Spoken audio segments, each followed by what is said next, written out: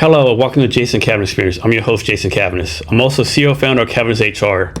At Cavness HR, we deliver HR to companies for 49 or fewer people. The Jason Cavness Experience is also brought to you by Breeze Docs. Breeze Docs helps small, medium-sized company go through the complicated RFP process from the government. Click on the QR code on the right or left hand of the screen to get more information. Our guest today for the second time is Branden Doyle. Thanks for being here today, Branden. Yeah, good to be here. So, we got a lot to talk about, a lot to catch up on. Mm-hmm. So, first thing, what is SUPING? Stand-up paddleboarding. Okay. Yeah, so like kayaking, but you're standing up. So, how long have you been doing that? I used to love kayaking, and then I kind of just, it's like a way to kind of get a good core workout, a good full body workout, and then still be out on the water. So, probably a decade, 12 years, I've had a paddleboard and kind of get out. And I live in Gig Harbor. So. It's good for a mic just a little bit more. Yeah. Yeah, I like that, yeah. I always heard that when you first begin paddleboarding, it pretty much like destroys your calves. Yeah, calves and kind of core muscles get activated. Okay. Heavily. And you're also big into powerlifting too, right? Yeah, I like to, I was an athlete growing up, and then, so I like to stay fit whenever I have time. Mm-hmm. That's kind of like, for me, the quickest hitting way to keep the body fit and kind of find balance in that way. So what's the difference between powerlifting and regular lifting? It says powerlifting is like a lot more weight, less reps, or? Yeah, like if you go to a gym, there's machines and there's dumbbells and there's all sorts of things you can do. Powerlifting is more barbells, like deadlift, mm-hmm. bench press, like a back squat, like kind of heavy weights and bigger lifts, and there is working a lot of muscle groups at the same time, as opposed to really isolated like a bicep curl or something, which those are, you work those things in and around it, but doing the big lifts. So how does someone know when it's time to go from like regular weightlifting to powerlifting? It depends on your goals. So powerlifting is really good for building kind of like whole body strength, and I think it's good for, the way I see it is it's a good thing for longevity if you do it right and you use good form and things like that. There's a lot of kind of like vanity workout you can do, right, where you're working out your biceps and your triceps and that, but later in life, the things that you're going to care about are like, your core and your hips and really your big muscles. And if you can maintain those as you're younger, then as you get older, I think you're in a better position to do the things you want to do later into life. And I mean, there's research in every direction, but everything that I've seen is like powerlifting and lifting heavy weights is very helpful as long as you don't hurt yourself doing it, right? You need to do it properly. So you're powerlifting, so you like, the goal would be like gain more weight, gain like inches of muscle in your body, or is the goal just personal for each person? Yeah, I would say some people have the goal of lifting as much weight as they can. I don't necessarily do that. I like to mix powerlifting and kind of functional training. So functional training meaning like more everyday movements, and I mix in body weight type of stuff. And so a lot of jumps, a lot of kind of like some cardio mixed mm-hmm. into it. So you're getting your heart rate up, and but yet, it's different for every person. But for me, I like to lift heavy weights, mm-hmm. which is different for everybody. But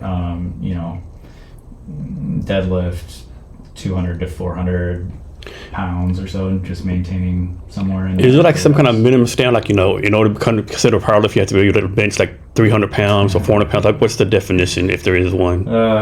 There's not a definition. I think like it's you can look out and see all sorts of people talking about like, if you can bench more than 225 mm-hmm. pounds, and that's just signified by two of the big plates on either side, right? Like if you can do more than that, it's good, and if you can't do that, it's kind of like the thing to strive for. That's not very much weight, right? Mm-hmm. Like power lifters, 3 and 4 plates, but for me, I used to be able to do a lot more, and right now I kind of like just try and maintain, mm-hmm.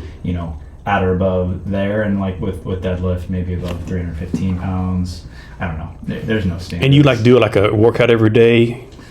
No, I wish I did. Mm-hmm. I aspire to that, but for me, running a company, having young kids, having all these other areas of life, for me it does fall off. But I like to try and get exercise, 4 days a week or so if I can. That's kind of 5 days mm-hmm. being ideal. 4 is what I shoot for, and I've tried to make it as easy as possible to get those workouts. So like, getting things close to where I'm working so that, if, I get a break, I go knock out a half an hour workout. That's kind of like, I don't always do it, but having it available means I'll do it more often than. So how does someone learn the right form? Because we were both in gyms. You said, like, dude, how are you not going to break your back doing this? Like, what's going on here? Like, yeah, I mean, the best way to do it is to have somebody watch you that knows what they're doing, and just make sure. Like, if you go do things on your own and never look at it or never have anybody look at it, you're not going to know either way, right? Especially with deadlift and squats, there is a right way of doing it, and the wrong way of doing it can hurt you. And so one way is recording yourself, right? Which looks kind of cheesy with a little tripod in the gym, but it is important. And I think you don't realize what you look like until you kind of step back when you're not lifting and watch, and you can be like, wow, I'm really bending my back when I'm doing that squat, and that's not good. So yeah, recording yourself would be one thing. And then if you can, show the recording to like a athletic focused personal trainer and be like, hey, what does this look like to you? Even if you have to pay him $50 to give you an answer, it might be a good idea. And you ever enter any powerlifting competitions? No, I haven't. No. Ever thought about it?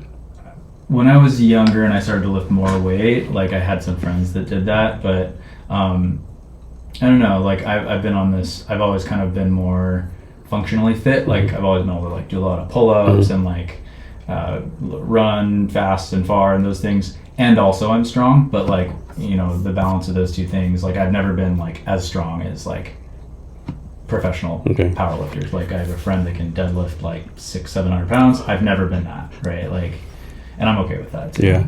So a lot of people, they do weights, or they do cycling, or do running, but you do all three. How's that you like combine all three? Most people just can only do one thing.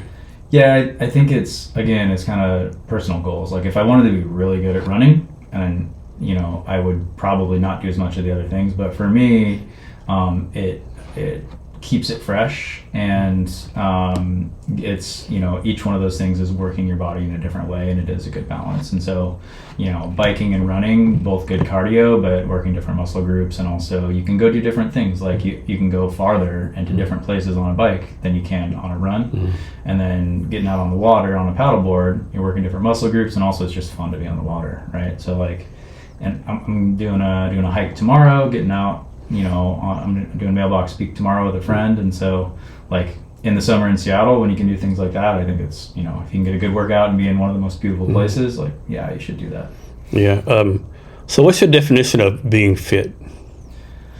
Well, I think there's plenty of health metrics around it that you can, I've listened to the book, Outlive by Peter Attia, and that's kind of a longevity focused book, and it's like, hey, here's the specific things like that you can measure in your body that tell you if you're healthy or not.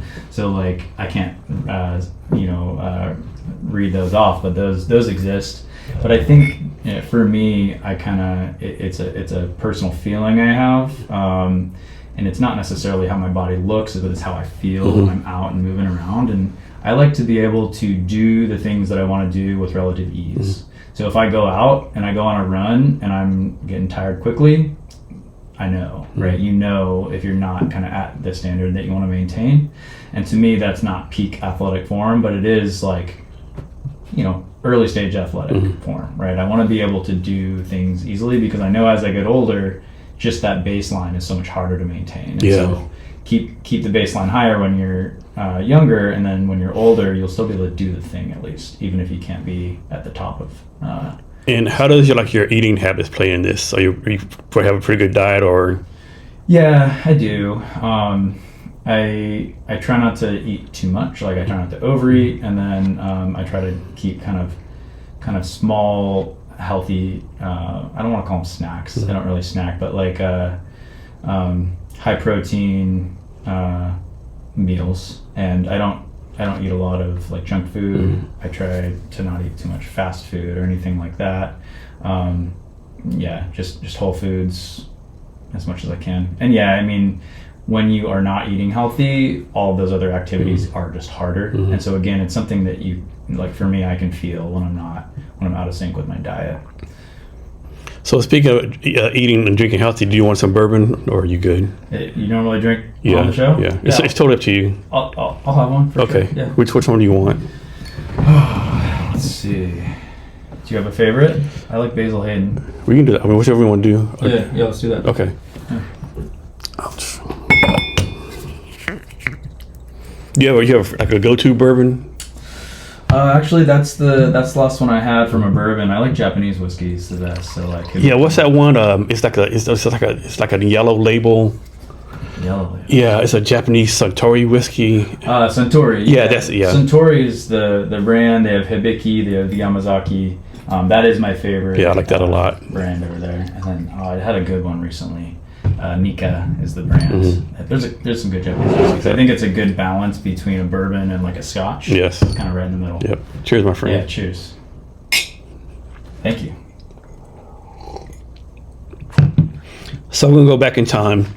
So you spent 12 years as a nuclear innovation program manager at the Department of Defense. Can you talk about that experience?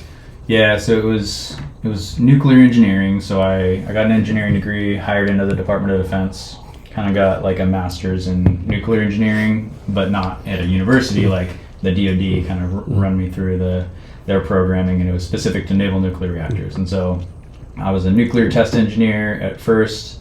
That means I was in charge of a nuclear reactor for in a maintenance period. Like I sign into logs, and anything that happens is my responsibility. So, and we'd be kind of modernizing the reactors, meaning like things go out of service or new technology comes out, we're like inserting it into this giant reactor plant, and every system that you take down to maintain or modernize it has a purpose, and so you have to go make sure the reactor stays safe while those systems are out of commission. And so installing test equipment, maintaining plant conditions, and also mostly managing people. So like naval sailors and officers, making sure that they understand everything that's needed to keep the plant safe when it's in this abnormal condition. So I kind of worked my way through that, and 12 years is a long time, right? And it's because it's such a big operation, and there's so many different roles, and I was able to kind of try new things about every 1 to 2 years, and then so it kept me very engaged. And for me, I like to do difficult things where I have to learn a lot, and it's important, and I found plenty of that in those roles. And then so I worked my way up as a nuclear engineering manager, systems engineer, project engineer, and then at the end of it I was doing kind of innovation and technology management for the DoD, specific to nuclear reactors. And that was the last role I had with DoD. So you might not know this, but like all these sailors that work in these nuclear submarines, nuclear ships, what's to keep them from like going like one of our quote unquote enemies and like giving secrets away or like telling them how we do things? It's happened before, but we're all kind of on a security clearance, and all the people in the Navy and all the civilians. But how about after they get out, like they serve 6 years in the Navy, and 3 years later they decide to go sell secrets or whatever? Well, they'll go to prison, right? So there's big consequences, and I think there's a lot of systems to where the government kind of knows the people that are at risk or on the verge of doing something like that, and they actually usually will try and. I don't think it's ever happened before, has it? At least not that I can recall right now. Not in a big way. Yeah. So like there's examples where the military or the government essentially kind of like understood that somebody was on the verge of being able to do that, and they kind of like coax them into doing it, right? They offer them something, and then they're like, they'll give up a secret. And it's like, it didn't go to another nation, but you kind of weed that person out, right? Okay. So I've heard of that, but I haven't heard about kind of people selling secrets or things like that. Last time I was here, we talked about how safe nuclear energy is, right? Yeah. You still feel the same way? I do, and I think, I'm in the startup world now, and you get exposed to all the different people thinking about this, and so there's just a new wave of ways that we can use nuclear technology to solve the world's problems. And I think that's going to continue, right? Obviously there's fusion, and there's hundreds of companies trying to solve that, and at some point we will. And we'll have kind of better sources of power that don't have the same waste and storage problems. But even in kind of fission nuclear plants, making them smaller, making them modular, and just having better ways of controlling and storing those. And then also there's companies that use nuclear waste to provide kind of secondary power in different ways, right? So it's like the last time I talked about how one of the big problems with nuclear is you create all this waste and it just doesn't go away for 100,000 years, and you have to find a place to just bury it in the dirt and then control that. But if you can go then use that for another power source in another way, maybe you're not powering a city, but maybe you're powering a battery, for example, and that battery can last for a lot of years in remote places. That's great. There's companies that are doing that, and it's really cool. So I think it's just keeping an entrepreneurial mindset with nuclear it can open up all sorts of different ways that it can be used into the future. So yeah, I'm a big proponent of nuclear. Of course, the people guess that really bring out like Chernobyl, 3 Mile Island, the recent one, the one happened in Japan a few years ago. Yeah, Fukushima. Yeah, of course, when something bad happens, if bad happens, it's really bad. But every day there's oil leaks on pipelines all the time. Yeah. And it's like, There's been a lot less incidents in nuclear than in other power sources, right? So has there ever been like any incident in the Navy part? There hasn't been a major incident like a Chernobyl or like. So there's probably minor stuff that happens, probably, right? Yeah, and that's what they hang their track record is very solid, and it's really because they're not in the business of necessarily making money. They're in the business of doing it safely, and they do a really good job with that. Like being in that system, you can see why there are no major accidents. It's because the quality control has been insane. A tiny little scratch there is like a major nuclear accident. Yeah. How could you allow that? Because this could become that, Like 5 steps down the line, it could become an incident. But you address it here, and so it never gets there. So. Do you happen to know what the oldest Navy ship is, like with the oldest nuclear reactor? So like the Enterprise was the first one, and that had a bunch of giant reactors in it, and it was like overpowered. And the Nimitz right now is the oldest nuclear powered carrier. And then I worked on carriers. Do you remember what year it was? Like it started? It's a 50-year lifetime. Okay. And it's coming up on it. So that's probably it's like the 80s. 80s, okay. Yeah. And it started with submarines. And so submarines are older. I don't remember the first, it was the Nautilus, first nuclear powered submarine. I worked on carriers, so I really kind of focused on energy there, but submarines are more obvious, right? Yeah.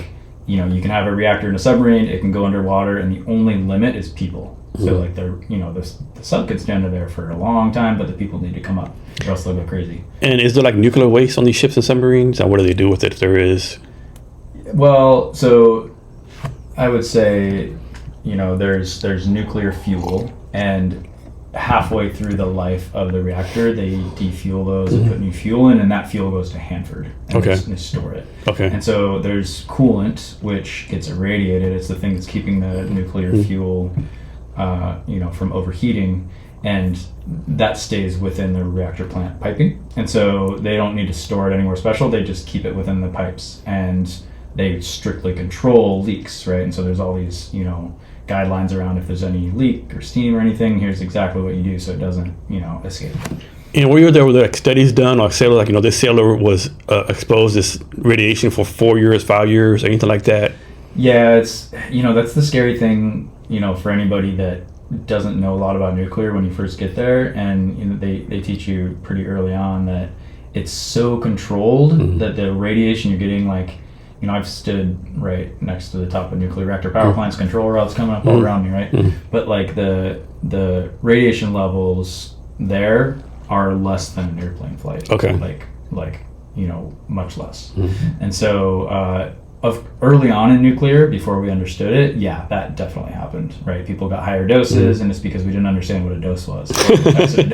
Once you understood it, we got to control this. You see the movies where they did the first nuclear atomic test in New Mexico, and everyone's just within, they're right there, right? Yeah, not good. Man. But that doesn't really happen at all. So if even I would say, when it gets to the level of even being on a long haul plane flight, that it's considered a major problem. Okay. And they control that heavily, and everybody, when you're in those spaces, you have tracking systems, so it's telling you how much dose you have, and if you get a lot, you can't go in there anymore. Okay. And they get a different worker going.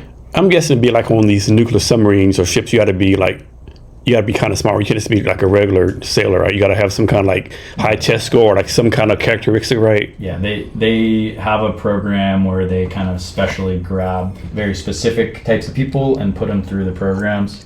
Nuclear power school is no joke. The sailors that make it out of that, So they can oftentimes get out of the Navy and go do plenty of different jobs because they're highly trained, and just like any program, it's really rigorous like that, you kind of learn how to learn, and then you can go to any job and learn how to learn and do well at it. And so it's a different breed. Not everybody likes it. Like there's a lot of burnout in programs like that, and so maybe they're not the happiest always, but they are super smart. Have to maybe they get some crazy high bonuses, I'm guessing. Yeah, it's higher. Yeah, across the board. So civilian and in the Navy, there's perks to having to do the harder work, I guess. So talk about entrepreneurship, right? Like I told you pre-talk, I did my podcast in Vietnam for 3 months at 18 podcasts. So I did it it's a VC firm called Earth VC. They do like deep tech, climate tech things. Cool. They actually invested in a company Austin. And to me, this is crazy. I kind of want them to succeed because they want to give everybody their own little nuclear reactor and get all the energy from there, right? The companies they invested in? Yeah, it's out of Austin, yeah. Oh, wow. Yeah, I'll send you the link to it. So just a small personal power device. I don't know if I want everyone to have a fucking personal nuclear reactor. I don't know how I feel about that, right? But they're just... Yeah, I mean, at a small size and controlled, there's only so much power you can get out of it, but there's plenty of things you can do with low power needs. So yeah, I'll take a look. That sounds interesting. Yeah. So what did you learn from your Department of Defense experience that's helping you out be an entrepreneur right now? A lot of it was organizational kind of communication styles, and I would say gaining champions to do the things you want to do. And so especially when I was in innovation and technology, it was something that was new. Not everybody understood it or supported it. And so there was a lot of pitching, a lot of negotiating, a lot of convincing, a lot of money, right? Like, here's the budget. Nothing's budgeted towards this. How do I carve some of that to go over here? And so, when you're a startup CEO, if you're a technical CEO, you're going to be building, and that's the first thing is you need to build. But once you have something technology related, you're then just convincing people that it's worth anything, right? Convincing people the value of it, whether that's for money or for customers or for team members to come join you, advisors. You're just convincing constantly. And so if you are in a technical role and you don't have to convince anybody of anything ever, you're not really getting the service. And so if you can get into that uncomfortable spot of people not supporting what you're doing right away, and you have to get them over to your side, that's what's going to make it more like a startup or entrepreneurship, because if you don't push it, it doesn't happen. And that's so different than in most places where you're put into a role because it already exists and you need to build it, grow it, or maintain it. But if it doesn't exist yet, you need to create it, and you need to convince people that it's important. That's what the entrepreneurship job is, right? And I would say for most of my career, I didn't necessarily have that, but on the tail end of my career there, I had a lot of it, and there was a lot of direct translations, I would say. Yeah, so when you started your job, we were GS4, and when you left, you're like GS13. How did that transition work? Yeah, and I was in nuclear engineering, so it was mostly in like the 12, 13, 14 region, and as you move up in management, it goes 14, 15. And there's like steps and stuff too, I think. Yeah, it's a 1 through 15 scale, and then 10 steps within each of those. And so like as you get promoted, you go up from like 11, 12, 13, 14, but as you stay in that role, it's almost like cost of living increases over time, right? Yeah. With those 10 steps. But yeah, with nuclear engineering, it's like 12, 13, 14, 15 in that range. Do you ever go to your old shopping grounds and at the Navy base and say, hey, what's going on?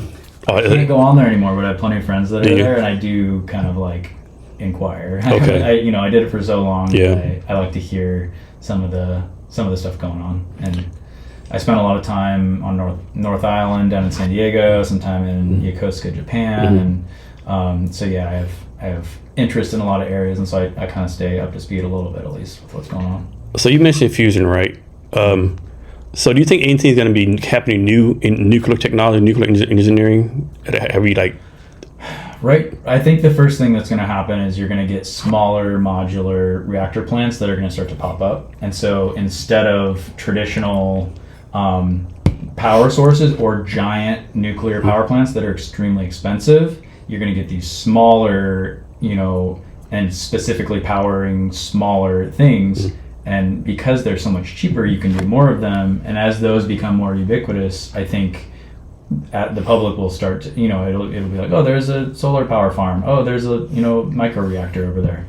And then I think the next thing that's going to happen is just like, you're going to have different uses for nuclear power. And I think it's going to start to go into medicine. Like I talked about, batteries are a very specific form factor where, there's a lot of uses for nuclear power batteries, and then fusion is going to be on the. It'll happen at some point. But when do you think it's going to happen? Sooner than later, or? I mean, there's enough people working on it. There's a lot of people working on it, yeah. But the timing of it becoming an actually usable power source, like I think there's going to be breakthroughs in the next 10, 15 years, where it's like, this is possible. We're going to be the group that does it. This is going to happen. But that moment to like having a fusion plant powering anything, that's still a long time. Yeah, I know at least one startup here in the Seattle area that's working on it. Yeah, they raised like a lot of money. I read somewhere there's like over 100 startups that are fusion focused. And one thing I realized, like with AI coming, AI uses all this energy, right? People don't realize, like Microsoft is about 3 Mile Island. I don't think people realize that a lot of these nuclear plants will be coming back on board specifically to power all this AI stuff. Yeah, I just read, I think it was Microsoft they're going to power with nuclear. Yeah, Quest for Exit 3 Mile Island, like, what are you doing, right? Yeah. Not the best PR move. Maybe not. No. Call it a nuclear plant. Maybe they should have renamed it first. Yeah, but it's an energy source that's going to last a long time, so it makes sense, right? Yeah, definitely makes sense. Like, as AI increases, more power is needed. And I don't know if people realize how much energy AI uses. It uses a freaking lot. It really does. Yeah. So next, talk about your time at the Wharton School of Entrepreneurship program in 2020. Was that like a year-long course, like a certificate? Yeah, it was. And so essentially what that is, I got a bachelor's and a master's in engineering, and I kind of had entrepreneurship type of experience within the DoD, but I'd never started a company. And so it was just kind of like, I don't know what I don't know, right? And so I didn't have time to get an MBA, even though I kind of considered it. So I did a certificate course in entrepreneurship, and Wharton's just a good program. And so it was all the MBA instructors and entrepreneurship instructors from Wharton, and they kind of just do a shorter version of like an MBA in entrepreneurship. And so it was cool because it was right at the start of my company Violett. And so we made some progress. We actually had some milestones already met. And I was in a cohort with a bunch of different entrepreneurs. Like I think there was like 150 of us that went through this. And you go through all the programming, you learn a lot, and then it culminates with like a pitch competition. And so I did that, and that was kind of one of my first validators that Violett was the real thing, because I actually won, prize money. Like I got thousands of dollars from that program towards Violett. And so I was like, okay, yeah, like, if this group believes that it's valuable out of all these 150 other companies, that was like, at that point I was still, considering whether I was going to go do Violett full time and make it a big thing. And that was one of the hurdles that I got through, where I was like, okay, cool. Yeah, maybe this is a thing. Does Violett represent anything, or was it just like the random name you picked? Well, kind of the core technology in the original patent filed uses ultraviolet light. UVC light is one of the mechanisms we use to kill viruses, bacteria, things like that in the air. And so, that was the reason why I chose Violett, is because it was core to our technology, and also I thought it was just a good, relatable name as well, and there was a lot we could do with it, with branding and stuff like that too. So, it was just like anybody that does this. Some people maybe they know right away, but I had like 100 names on the list and crossing them off, and I'm happy with where we landed. I generally have gotten good feedback from people that it's a solid name and brand. So what's the number one health concern Violett's preventing? The number one health concern you're preventing? Concern. Yeah, so we solve a lot of problems. We started with we kill viruses and kind of disease causing things in the air better than anyone else. Like at our core, that's what we can do better than any other product. So if there's RSV, if there's flu, if there's bird flu, if there's COVID, whatever it is, if our device, our technology is operating in here, it's going to be killing that extremely effectively so that I don't transmit it to you.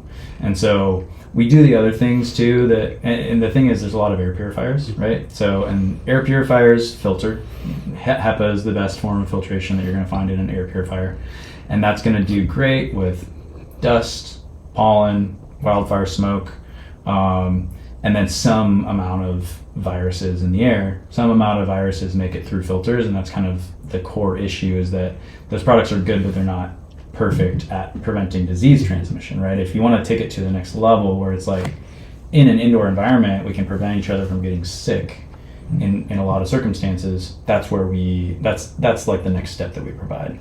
We're still going to go, if there's a wildfire and you have a Violett running, it's going to be safe to breathe, and you're not going to smell that smoke because it's going to pick it all up very effectively.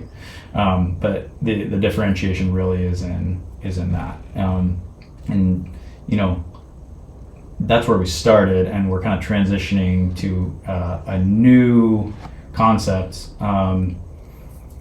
I kind of have learned that because we solve this invisible problem, right? Like, you can't see what we do, right? And a lot of people don't actually know that there's a problem because they can't see it, they can't sense it. And so even if we're the best at removing it, if they don't know it's there in the first place, they don't care, right? And so when you consider how do you take indoor air health and make it mainstream, you need to show the problem to people. They need to understand the problem, and then we can solve it too, right? But showing. So there's this big gap in the industry in air quality sensing. Right now it's sort of I don't want to call it like a dumb sensing technology, but it's just sensing mostly by particle size. Like, hey, there's this size particle in the air. We don't know what it is, but it's there, and it could be unhealthy, it could be healthy, but we're going to translate kind of that dumb sensing into a score and give that to you, but it really doesn't mean that much. Like, if there's a wildfire, it's going to go boop, and you're going to know there's a problem, but you're also going to smell there's a problem. Like, there's certain things where it's like very obvious, but viruses, no, you don't know. And so very early on, I started to recognize that, and I've kind of made this new focus for the company where if we can differentiate between what's in the air and very specifically tell you when something's harmful in the air, that's enough to get somebody to care about it and then want to remove it. And so if we had a machine in here and it said, hey, ding, ding, ding, sensing COVID-19 above a certain level, we would probably look at each other and be like, uh-oh, right? Like, what would we do? Maybe we'd be like, okay, let's put on a mask or something. Or maybe we'd be like, let's do this remotely. Let's not do this, right? It's just a level of awareness. So like, yeah, the Violett can clean that and it can remove that, but I'm gonna constantly be emitting it into the air. So it gives us a level of control over what we want to do and, how we interact with people. And so, as a company, that's kind of what we're shifting to. Like, we can kill things in the air better than any other product. And then we've developed the technology to be able to sense and generate this data that says, here's what's in the air in these types of facilities. And so we developed this with a university, and, just like any startup company, you need to be able to get it to launch, right? And make it into a product and get it out to the world. And that's kind of the next gap for us, is like, we've proven that we have a technology that doesn't exist in the world, and we can do it, and we have it patented, and all that. How do we then get that to, okay, this is a product that exists and you can purchase and get it out to the world, and then help people understand why it's so important. But yeah, that's this next phase of differentiation for us that I want to bring to the world. So I'm hearing you right. You're basically following like the Henry Ford, Steve Jobs method. Like Henry Ford says, if I gave the customer they want a fast horse. You're like kind of the customers what they need and want, even they don't know about it yet. Yeah, if you're totally right. Like, if the customer was like, what do I want? It's like, make a more effective air purifier. Okay, I can do that, but you're not going to care any more than you do now. Yeah, so it's really showing them something that has never existed before, and then once they see that, it's helping them understand why it's important, and then it's kind of a paradigm shift. And like, how are you doing this without actually like scaring the shit out of them, so to speak? Like, give my product because all the air is poisonous around you. Buy my product or die. How do you get that balance? It's going to be a balance, because I think if you sense the air in any given room that has a lot of people in it, there's going to be a lot of stuff in there that you don't want to see. And up front, there's going to be a shock factor, right? It's like, you mean there's like these 27 viruses in the air and I'm breathing it right now, every day of my life? That's why you have an immune system, right? That's why your body has defenses against that. But we don't see it, we don't know it. We're kind of like pleasantly ignorant, right? And so I think the key is there is some education. You don't like having something where you have to do a lot of education, but also having thresholds and establishing early what's normal. Like, yeah, there's trace amounts of all this stuff. Above this threshold is where it starts to become dangerous, and that's when we notify. It's like the data will be there, but it's not going to like alert or alarm until you get to the point where it matters, right? Where it's above normal and at the point where it's maybe infectious, right? And if someone from Violett gets the alarm, or the individual person gets the alarm? Well, we have the technology, and then the next step is commercializing and productizing this, right? So there's form factors and there's implementations that we can consider. One of them is, this is built into the central building system, and it's just constantly detecting in every room. And then there's kind of like a management, and it's going to say, hey, room 3 has RSV above a certain threshold. And it's like, what's in room 3? Oh, there's a meeting with 5 people in there. Okay, well, let's notify them. And then, the idea is there's automatically triggered action. So like, there's probably a baseline in that room of like cleaning the air. If there's a virus detected above a certain threshold, probably that kicks up a little bit, right? Cleans faster, notify the people.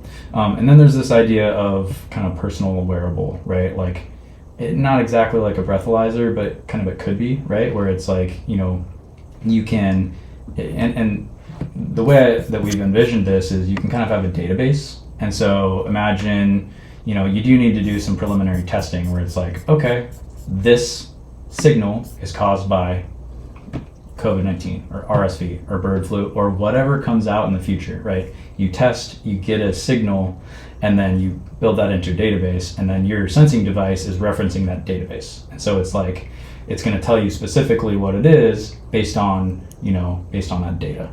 And then it's going to, that data from that type of facility can also be compared against other facilities, other regions, and you can see like, am I more or less healthy than I'm supposed to be, right? Based on what normal is. Did your strategy for your company change in any kind of way, like when COVID kind of started going away? For sure, yeah. So during COVID, everybody's reactive and everybody is kind of in it and just trying to figure out what to do. And so there wasn't a lot of guidance. There was, here's some things you could do. And so it was kind of like, here's an opportunity, let's go get it. And there was some grant money available too, which always helps when you're doing something new. And so during the pandemic, there was, especially in elder care, there was grants and there was a big need, and we gained a lot of customers there. And then after COVID started to wane, and that's the thing here. It didn't go away, right? So the national spotlight on it went away, but anybody that kind of is in these specific industries knows there's COVID outbreaks in elder care facilities still to this day. I guarantee there was plenty of them last week, the week before. So the problem that we've seen is that we kind of experienced what happened during the pandemic, and we found some ways to make improvements, but we didn't necessarily back that up with regulations. Like, okay, so we know that these things can be preventative, so therefore these facilities go do that. That didn't really happen. There were some recommendations, but still we kind of like moved back into a pre-pandemic mode a little bit. And so I would say we now have this mix of like, there's reactive facilities that are like, oh, now I have another outbreak, and so I'm going to look and I'm going to reach out and find something. And then there's a certain amount of people that are proactive, and they're like, I experienced a pandemic, I learned what helps, and so I'm going to set myself up so this never happens again. And then that does exist. But for us, we just kind of recognize that the regulation's not necessarily coming soon, and so we just need to be scrappy, right? And again, like this shift that I have recognized and we're making to showing the problem, that's one of the reasons, because when there's not a national spotlight on a pandemic, the problem is invisible. In some ways it kind of goes away, and so you need a way to shine a light on it and say, like, they didn't go away, it's still here. You can't sense it with your body, but this sensor can tell you and this is infectious, right? And you should prevent your staff from getting it, and you should prevent your residents from getting it, not just because it's the right thing to do, but because it saves you a bunch of money if you don't have to shut down a wing of your facility, send people to the emergency room, like, you know, limit your staff and in and out. Like, there's so much money spent on you know, responding to these things when they happen, to where preventing them saves a lot of money, and it pays the investment off quickly. But again, it's we need to show what the problem is, or else people don't buy into it. So what was that, like the original spark that made you want to start solving this? Well, when I was in the innovation role with the DoD, right when the pandemic hit, there was a lot of critical projects on submarines and aircraft carriers, but they were just these tight enclosed spaces. Ventilation's tagged out, not a lot of air moving around, a bunch of people that have to be there. Like, imagine this room with 15 people doing critical work on a reactor plant pipe right there. Like, and then all the unknown about COVID, and it's like, and all the, I don't want to say hysteria, but it's because the unknown and how fast it happened, a lot of people were really scared.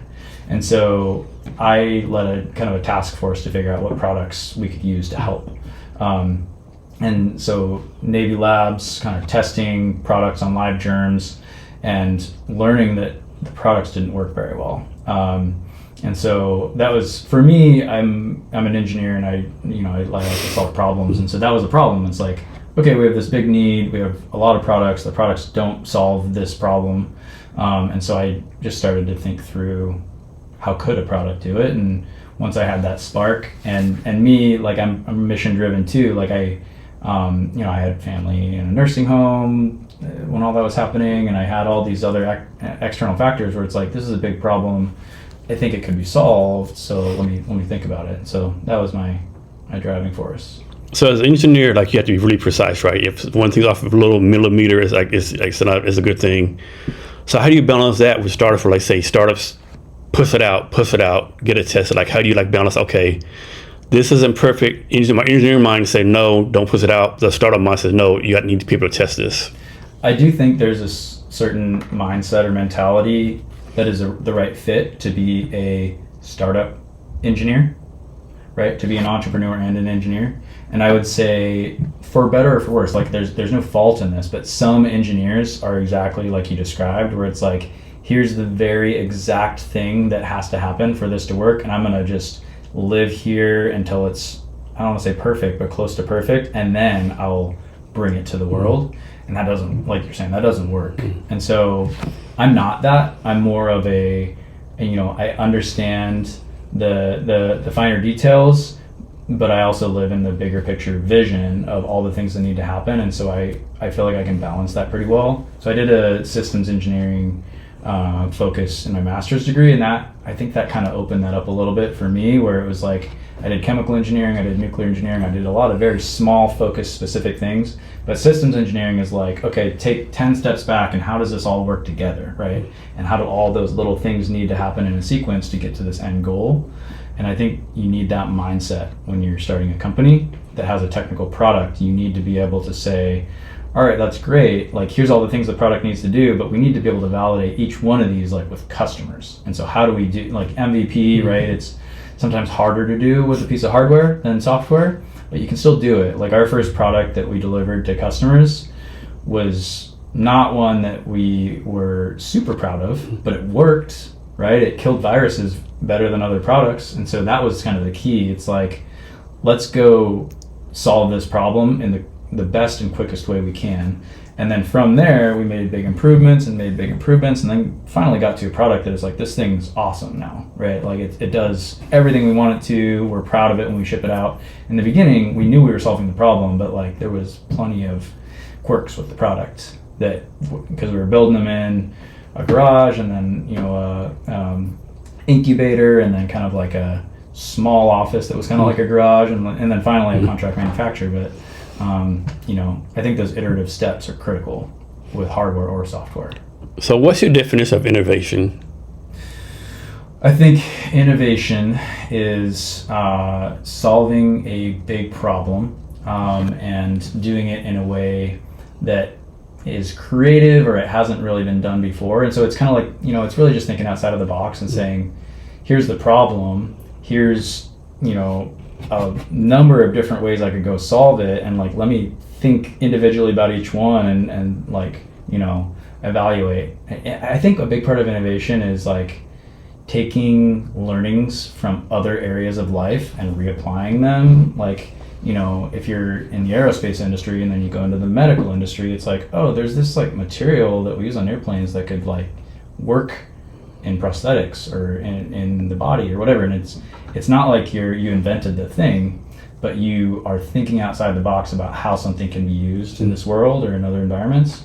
I think probably that's the most common way innovation happens, right? It's not like you just have a eureka moment and all of a sudden you build the light bulb, right? It's like, no, like 100 people have tried it before, and you just have the right mix of experience and curiosity that you solve the problem the right way. So I think most people, when they think engineers, they think like mathematics, logical, 2 + 2 is 4.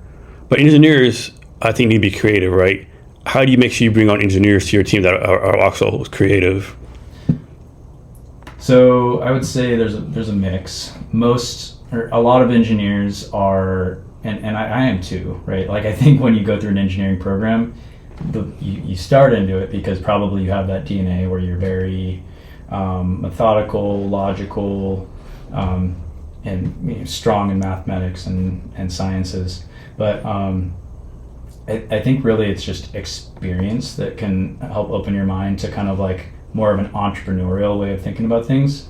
And so instead of, here's the required thing that needs to happen, I'm going to just go focus on that, you start to think about, okay, here's the goal, here's what we're trying to do, here's the ways that we've done it before, here are maybe some other ways we can do it, let's evaluate, what's the best thing, and sometimes try multiple ways, and it's like, okay, that way's actually better, we've never done it before, we can do it safely, I validated it in this way.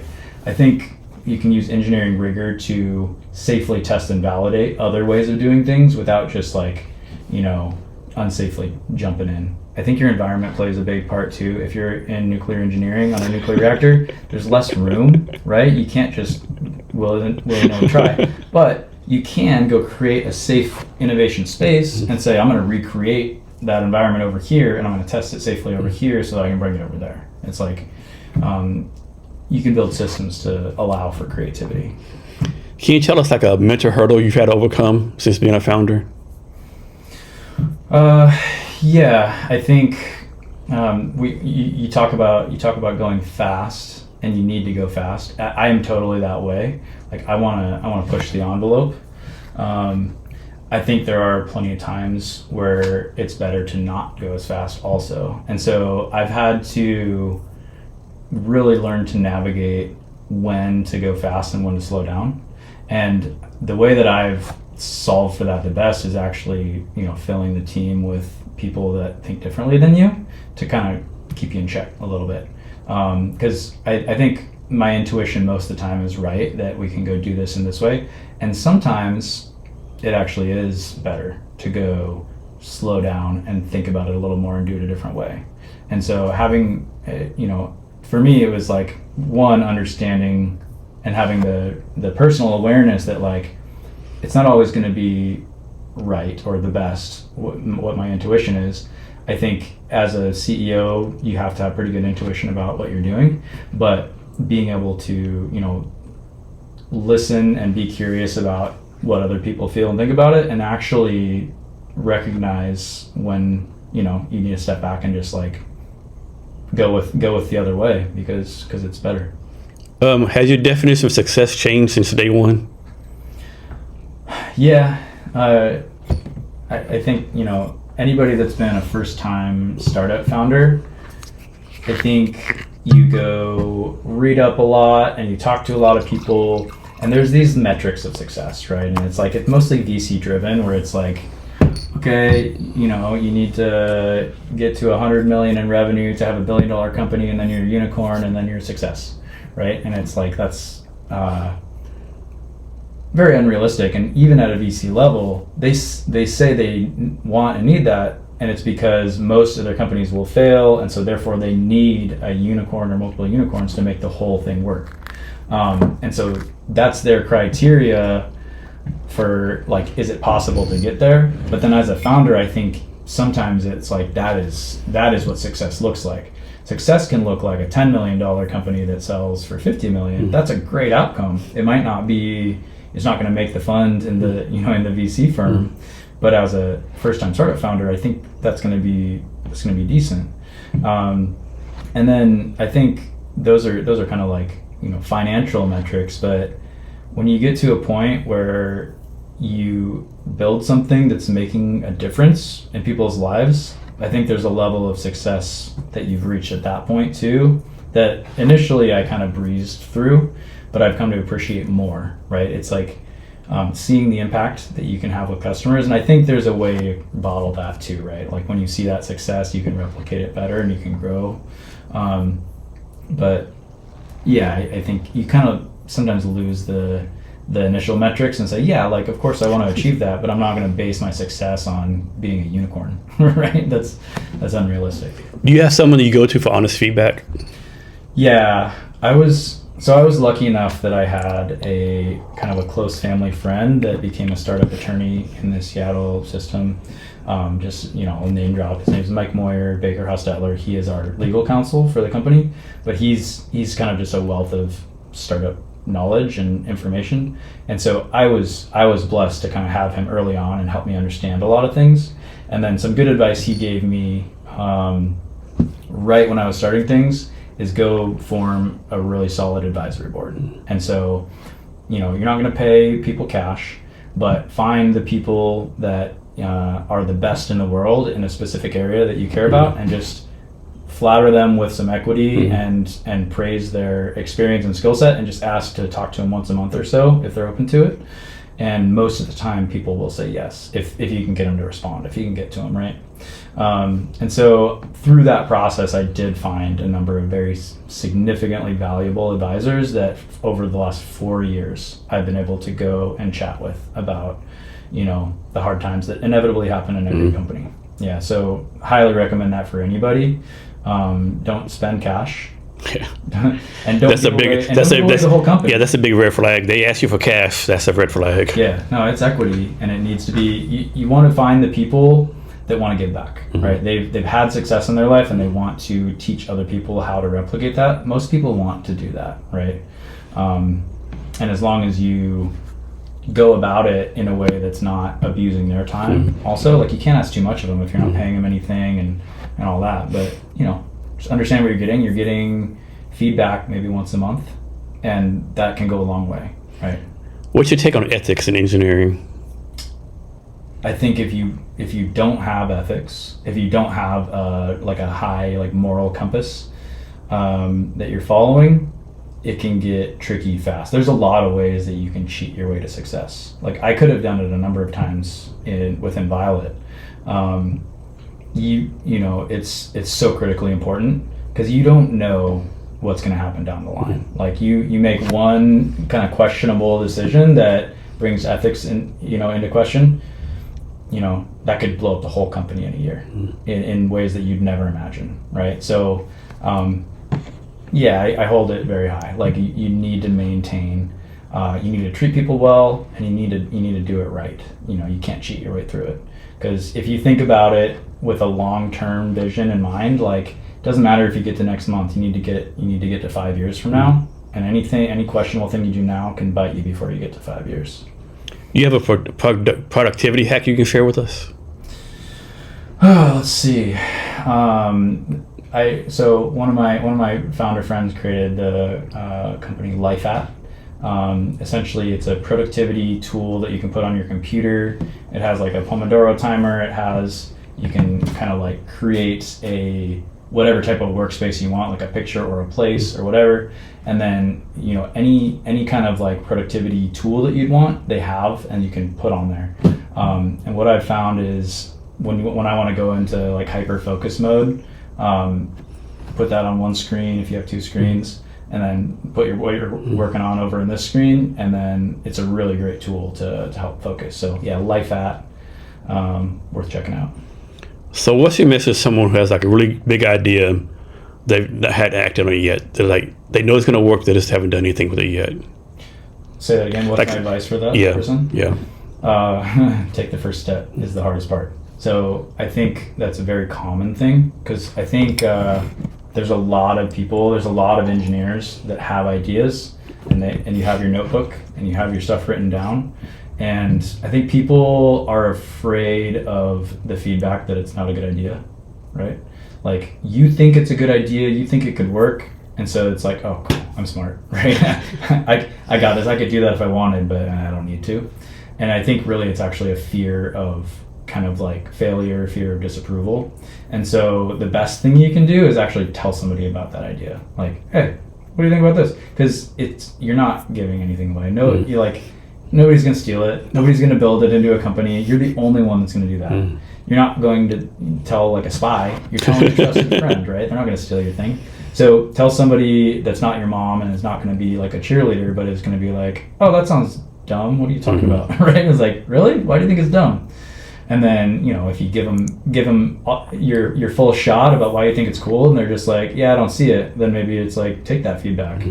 Okay, well, I'll talk to one more person, and if I'm crazy, I'm crazy. I'll move on to the next thing, right? But like, the regret's going to be you have your list of stuff, you never did any of them down the line, right? It's like you can, and I think the more you do that, the more you filter through your ideas, the more ideas start to pop up, right? So yeah, you take the first step, talk to somebody about it, get their feedback, and if the feedback's good, then you got to try it, right? You got to commit to yourself, like, I'm going to tell somebody, and if they think it's as awesome as I do, like, do the first step, build, 3D print it, prototype it, code it, whatever you want to do. If you have the idea, typically you have some knowledge or ability to go do like a rough prototype. Like, no one says I'm gonna build a nuclear rocket with no knowledge of science of nuclear rockets, right? You have some kind of some minimal background in the problem. Exactly. Yeah. Or you at least know there's people you can find to help, right? Because not every founder is a technical founder. Some people have really good ideas and they can't build it, but they know what needs to be built, right? So then it's just finding people that are willing to help you out in a co-founder, or just like a thought partner type of mentality up front. So what's something you've accomplished in your life that you're very proud of, but it's not public knowledge? Like, no one knows about it except for you, maybe close family, friends. Interesting. I'm not thinking of a good one off my head, but I think the thing that I'm most proud of in my life is my kids.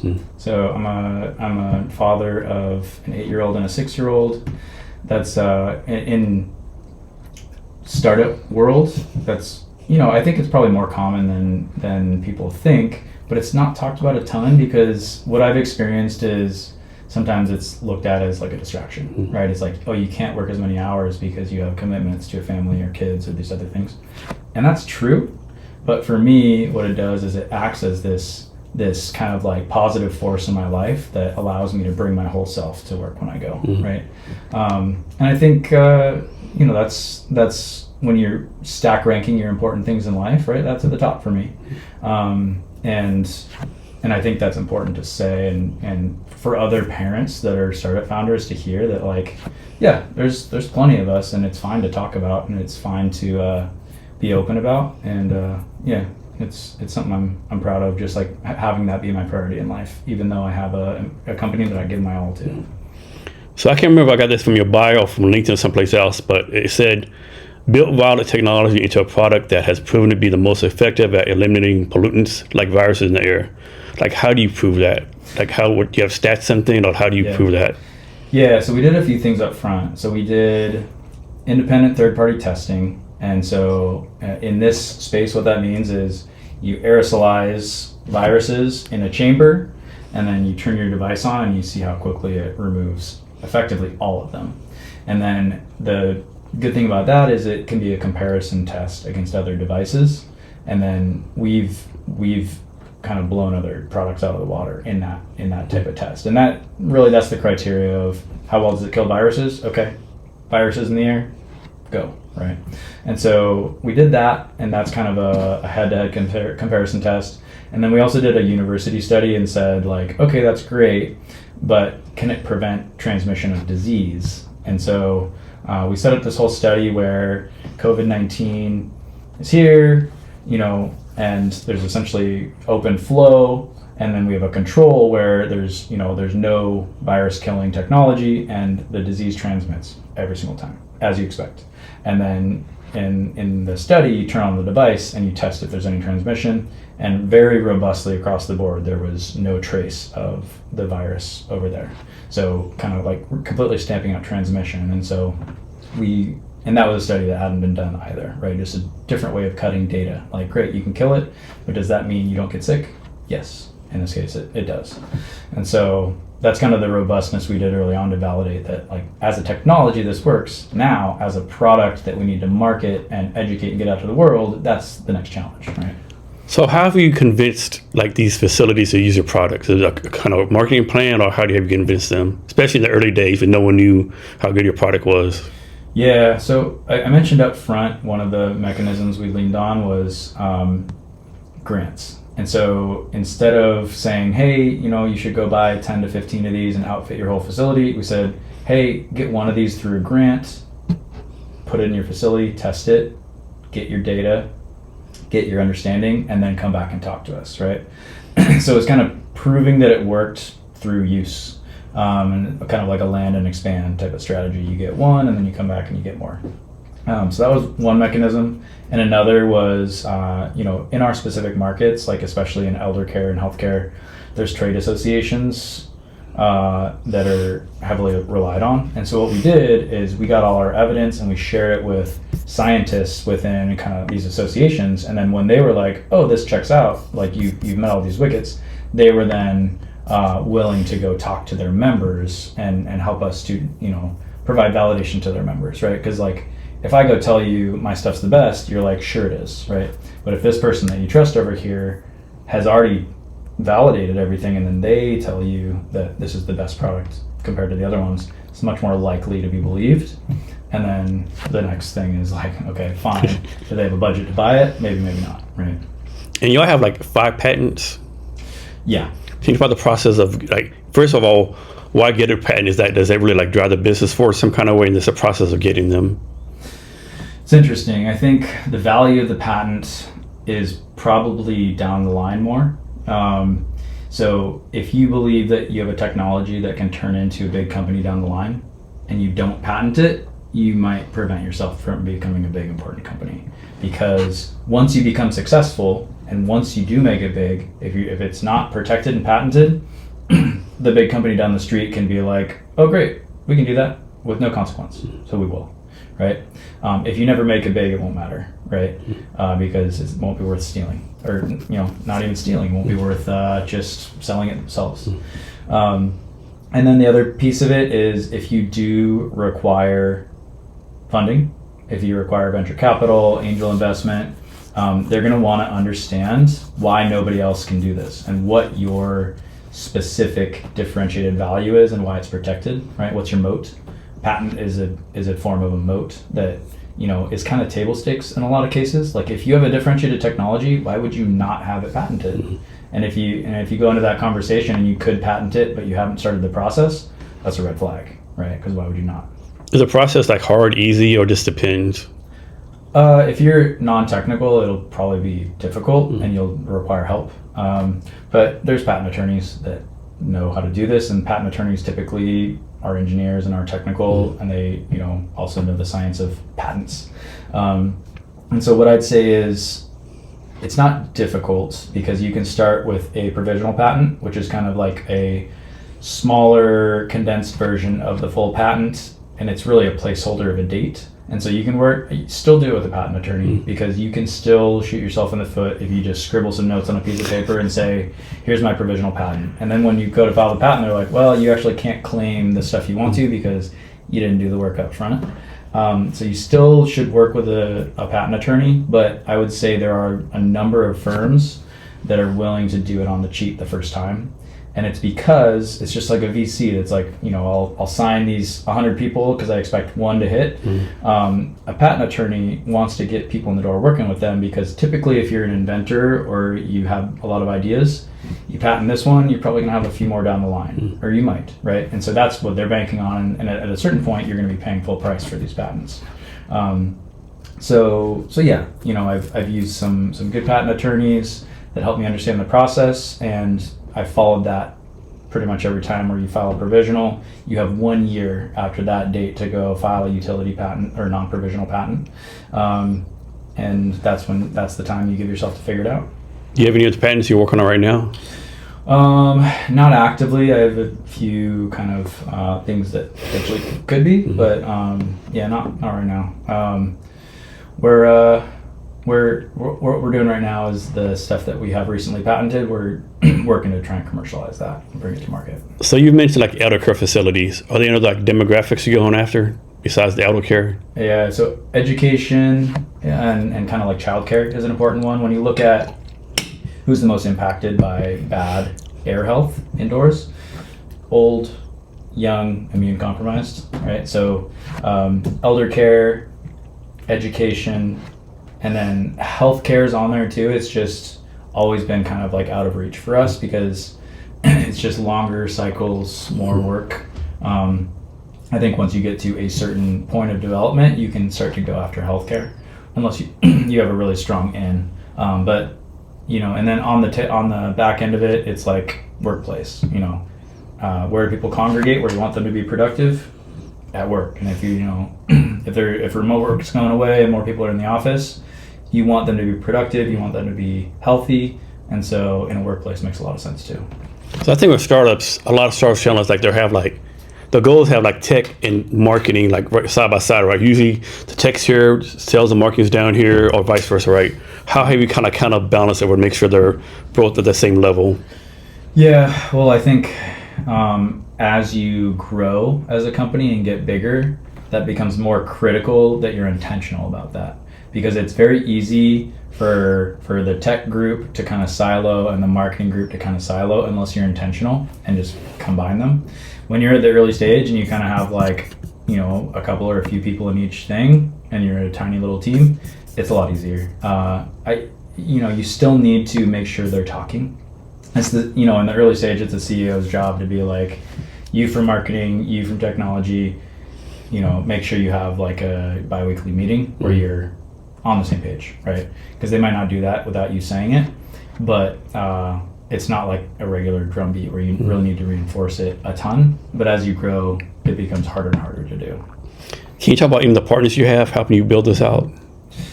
Yeah, so I won't talk specifics, but I think working with universities has been really good for us. So like I mentioned a study that we did for prevention of transmission of COVID-19 with our product. We did that with a university, and I think one, it provides a level of credibility and kind of like third party independent. Like they don't care about our company, right? They just they care about science. And so we've done studies, and then we've also gone through the process of working specifically with professors at universities to develop new technologies, right? And so some of the new work that we're doing now is directly partnered with kind of the engineering departments of universities. And so I would say, that's a resource that not everybody considers, but it's been a really good one for us. It's kind of a way of scaling your team, right, in a way. And sometimes it's economical too, especially if you can get grant funding for it. And then we do have a partnership we're forming right now with, our product so far have been portable, meaning you can plug it into a wall and it works and it's flexibly deployable.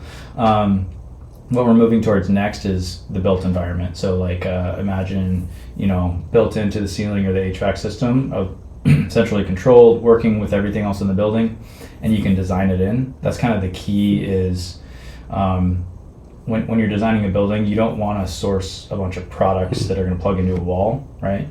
That's kind of like way down the line. And so if we can develop a product that meets the need and it's built into the plan or the design for the building architecturally, that's ideal. And so we have a partner right now that we're working with where that's a reality. And so it's a national partner, and they do a lot of technology kind of in commercial ceilings and ceiling tiles.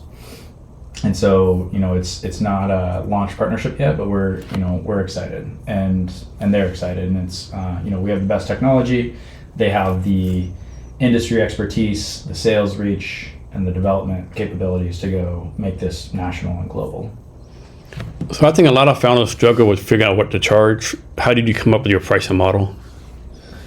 Yeah, that I would say it's one that we've had to kind of learn the hard way a few times. So we started out pretty low, and that during COVID, and it was like, let's get our product out there. After some time, realized that what it actually cost to build it, and so we had to start to kind of flex. Like, it's great that the market's willing to pay it. We need to make money at some point, or show a path to making money. And so one thing that we were able to do is through grants and through other funding mechanisms, we were able to sell our product at a good margin of what we were able to make it at small scale, right? And then, I think with hardware, it's two-part. It's like, what's your cost of goods and what's your gross margin? And then what is the market willing to pay? And you kind of don't know either up front, right? You do all your work to learn about your cost of goods or your COGS. But there's new information that comes in every day, and you learn. But then, like, understanding what people are willing to pay takes time, right? And that was a year or two of learning before we really dialed that in. So I would say we didn't have any magic, but you do know that as a piece of hardware, you need to have, especially if you're looking for venture funding, you need to be 50 to 70% gross margin on a piece of hardware for it to be attractive. And so that needs to be your target. And if the market's not willing to pay what your product is with a 70% margin, where can you build it cheaper? How can you build it cheaper, right? And when you have a product that's aiming to be the best in the world, which we have always done, like the most effective, there are added costs to making it the best, right? And so what of those are important? What of those are critical? If you know that the customer is not willing to pay the price it takes, sometimes you gotta back off some of the technical achievements. And where are you making this at? It's like factory in Gig Harbor or factory in China, India? Or like, where are you actually making it? It's in Washington. So we're still building in Washington State. We haven't gone overseas. We've considered it, and I think with the administration changes and the tariffs and all that unknown, we kind of backed off that a little bit. But we have mechanisms to build the product for cheaper, and I think those are things that we'll continue to kind of grow into. But yeah, as of now, we're built in Washington State, and it's a great thing because there's highly capable manufacturers in Washington State. You're going to pay a little more, but you're going to have a lot more control over the process. And so these people, they actually work for you, or are you kind of outsourcing the build to them? Contract manufacturing. Okay. Yeah, so we built the first few hundred, couple hundred devices, kind of like hand built, custom. Everyone's one of one, right? They're all. They were all good quality, but it's like we were not a professional manufacturing company, right? We were just, we made a couple hundred prototypes, right? and how do you make sure quality control of this place is like top notch and to your level? Yeah, so really it is, if you don't set clear expectations, it won't happen, right? And so we did have to learn that the hard way too. Like sometimes, here's how the product's built, and they build it, but like, they wouldn't check this or that, and it's like you go open up a product or two and it's like, well, that looks a little off, doesn't it? And they're like, no, what are you talking about? Right? Like, okay, here's what you need to check every single time, and you gotta do it every single time. So being in Washington State, we can go visit, right? And I do, and my team members do, and so that's been one of the blessings, is we can prevent those before it gets bad. Whereas like if you order 10,000 from China and they arrive and they're all wrong, that's a problem, and that happens, right? Like I know another founder of a company that had that happen, and it delayed the whole company 6 months because you bet a lot on that first big batch. So what's your product made out of? Like steel, plastic, something molding? Like what's it made out of? It's a combination of metal and plastic, and so actually we transitioned to mostly a metal design, and so we have both aluminum and steel, and we have it kind of cut, and some of the parts are welded together. And really, we started with all plastic because it was kind of easier and cheaper. What we learned is that we kind of have a commercial grade product, and it was better with the exterior being made out of metal. It was more robust, and it fit better. And so, but we do have some plastic parts that we injection mold, and it's a good combination. And was it easy for you to find the highest quality material you had to find, or was it like a process going to different sourcing places? Yeah, we have a couple materials that are specialty materials and are very specific. We had to do a lot of research to find which ones we could use. And then with others, we just specify the material type and we can get it. I'd say for our product specifically, it hasn't been that difficult outside of a couple of very specific parts that we have to use. And you figure out, do you your plan? Okay, next year we need, I'll make this up obviously. Next year, I project we need to build 10,000, based on what we're doing now, and percentage of increased sales, we need 10,000 units next year. To do that, we got to do X amount of aluminum, X amount of that. I'm guessing you do all that kind of stuff. With certain components, yes, but with others, you can just get it. Okay. Like aluminum, steel, plastic, you can get it whenever you want it. But the specialty materials, we have to plan it out. And we have to say, okay, if next year we need this, that means we'll kind of agree to doing this much per month to get lower prices, and those we've had to do those kind of things. And that's just kind of a building good partner relationships. How's the air filter itself work? Is that a certain type of material too, or? Yeah, so with the core technology, we go through a series of filters, and then we have a internal chamber where we create a vortex airflow, and we have high intensity UVC light specialty materials, which is essentially maximizing the dose of UVC light that'll hit anything that's in the air, a virus or whatever. And so the filters, they include activated carbon, which is for gases, volatile organic compounds, gaseous things in the air that would smell or that can get off gas from carpet or whatever, right? We use HEPA, which is kind of the gold standard for particle filtration. If you look at an HVAC system, there's a MERV scale, MERV, and MERV 13 is the standard in an HVAC duct. HEPA is significantly better than that. And so, and they have that in air purifiers, they have that in other things. And that does a really good job of pulling things out. And then the last thing we have is we have a nanotechnology infused filter that anything that makes it through activated carbon, smell-wise, is going to get absorbed into this last filter. And so a lot of facilities that we go into, smells are a big thing, right? And so killing viruses is important, and we've also found that removing smells is oh my gosh. Yeah, unfortunately, you walk in a nursing home or hospital, there's definitely a smell, right? Yeah. You do. Yeah, and that's a big marketing thing, right? If you don't have that smell when somebody walks in and choosing to have their mom live there for the rest of their life, right? It's a big deal. So your company's name Violett, is that name for the actual product? Is the actual product called something? Yeah, so we've kind of given just small designations, like the portable device, we call it the Violett M. There's a device that we're going to be installing in the ceiling, call that the Violett C, and then we have a Violett CS. So it's really, we have Violett on our product names, and we don't have a huge product line. If it grows and grows and grows, we'll probably come up with a different naming scheme, but it wasn't critically important early on, and that's been received well enough. And I think, having the product associated with the company when you're small is good. I think it's just name recognition. So next, I want to talk about you. So recently, you were from CEO to CTO back to CEO. First of all, not many people would be humble enough or be able to sit aside their ego to go from CEO to CTO, right?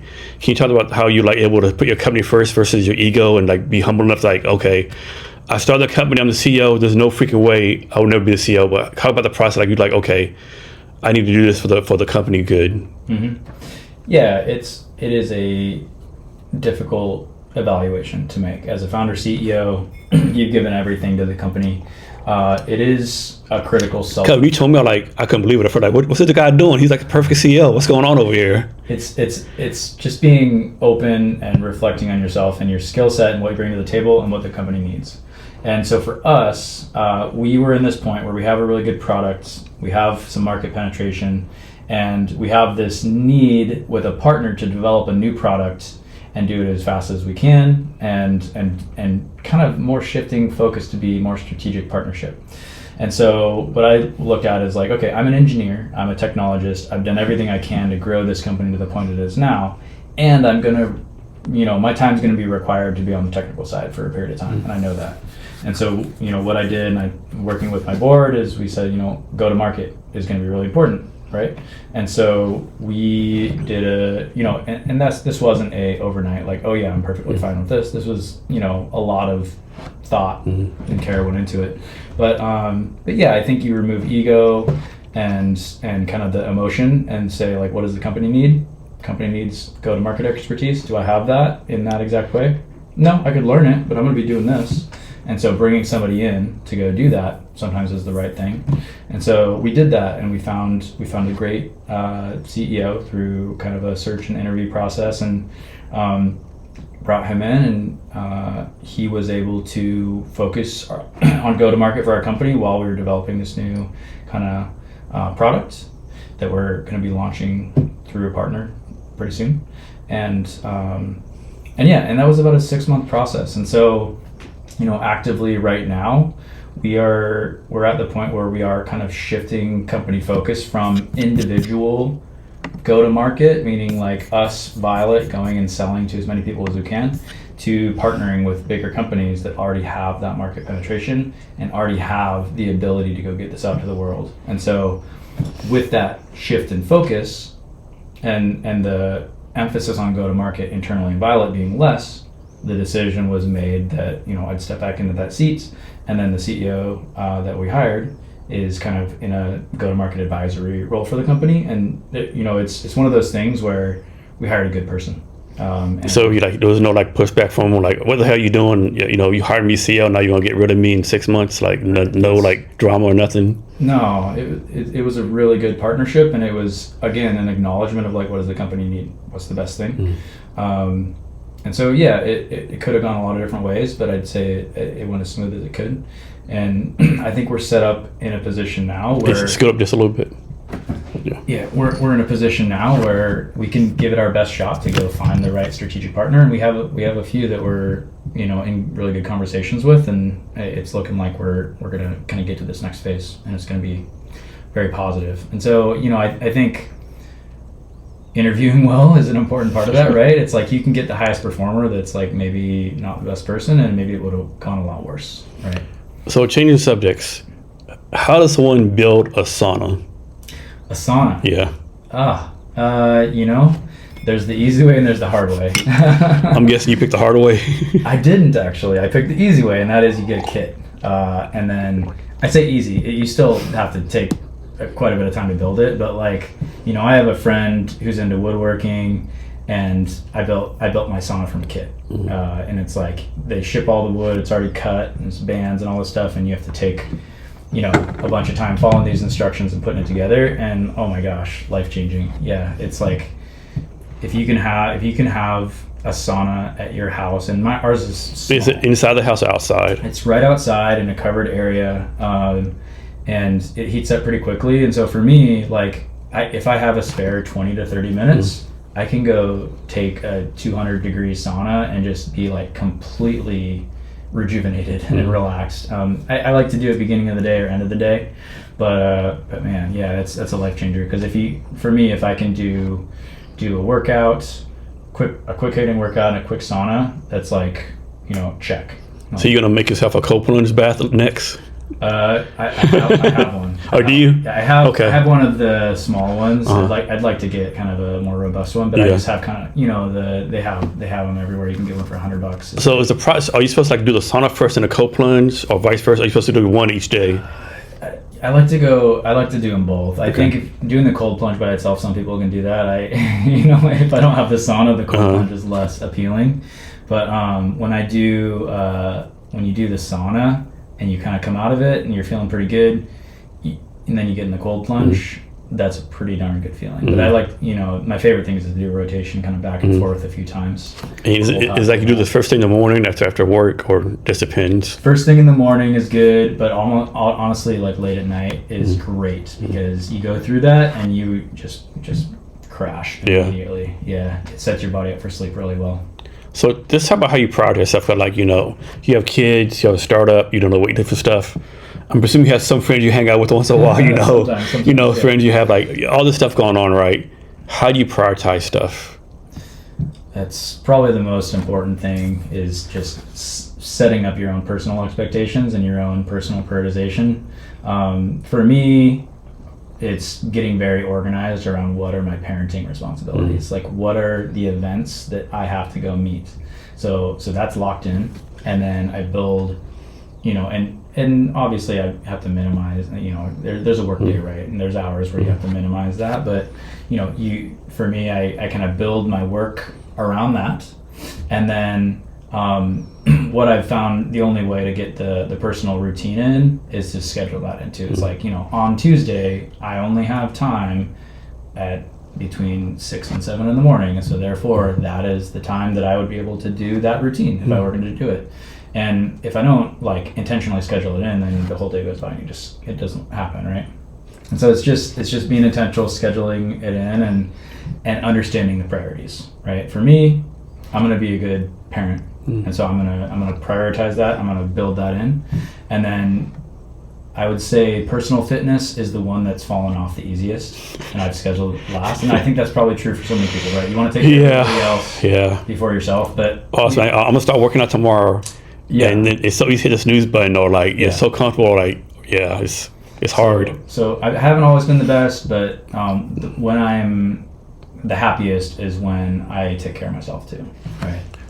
So how do you think you being an entrepreneur is like rubbing off your kids? Like, I personally think if you're a parent's entrepreneur, your kids are picking stuff up, right? Even if you're not like teaching them some kind of way, it's just rubbing off, right? They've seen what dad's doing. Yeah. They've seen, I think this makes you a better parent. Yeah, I think so. And it's tough to know what your kids would be like if they weren't around that, but it seems like kind of creativity and curiosity rub off a little bit. Like, if you're curious about things, kind of even over the top sometimes, curious in a way that you're really asking a lot of questions about things that you know the answer to, but you're helping kids understand that, trying to understand and being curious about why things work the way they do, how you would go solve a certain problem. It rubs off, and it's one of those things where just modeling it for your kids, what the values that you think are important.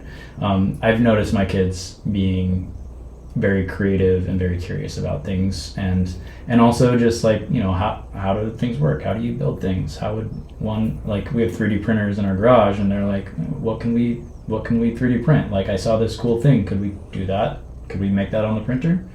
Okay, let's do that, right? You said your kids are 8 and 6. 8 and 6, yeah. And I think also, they're schools these days, if you get in the right school too, they're already coding.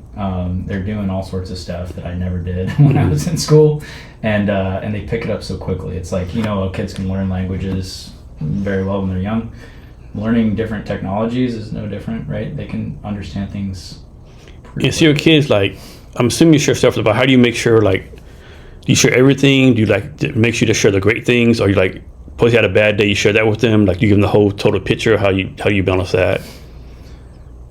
Yeah, I think it's important that your kids see you struggle sometimes. Mm-hmm. Yeah, I definitely agree with that, yeah. Yeah, if you put on a face that everything's fine, they'll feel like they have to do that too, and they'll, I think over time they'll start to kind of bury stuff, right?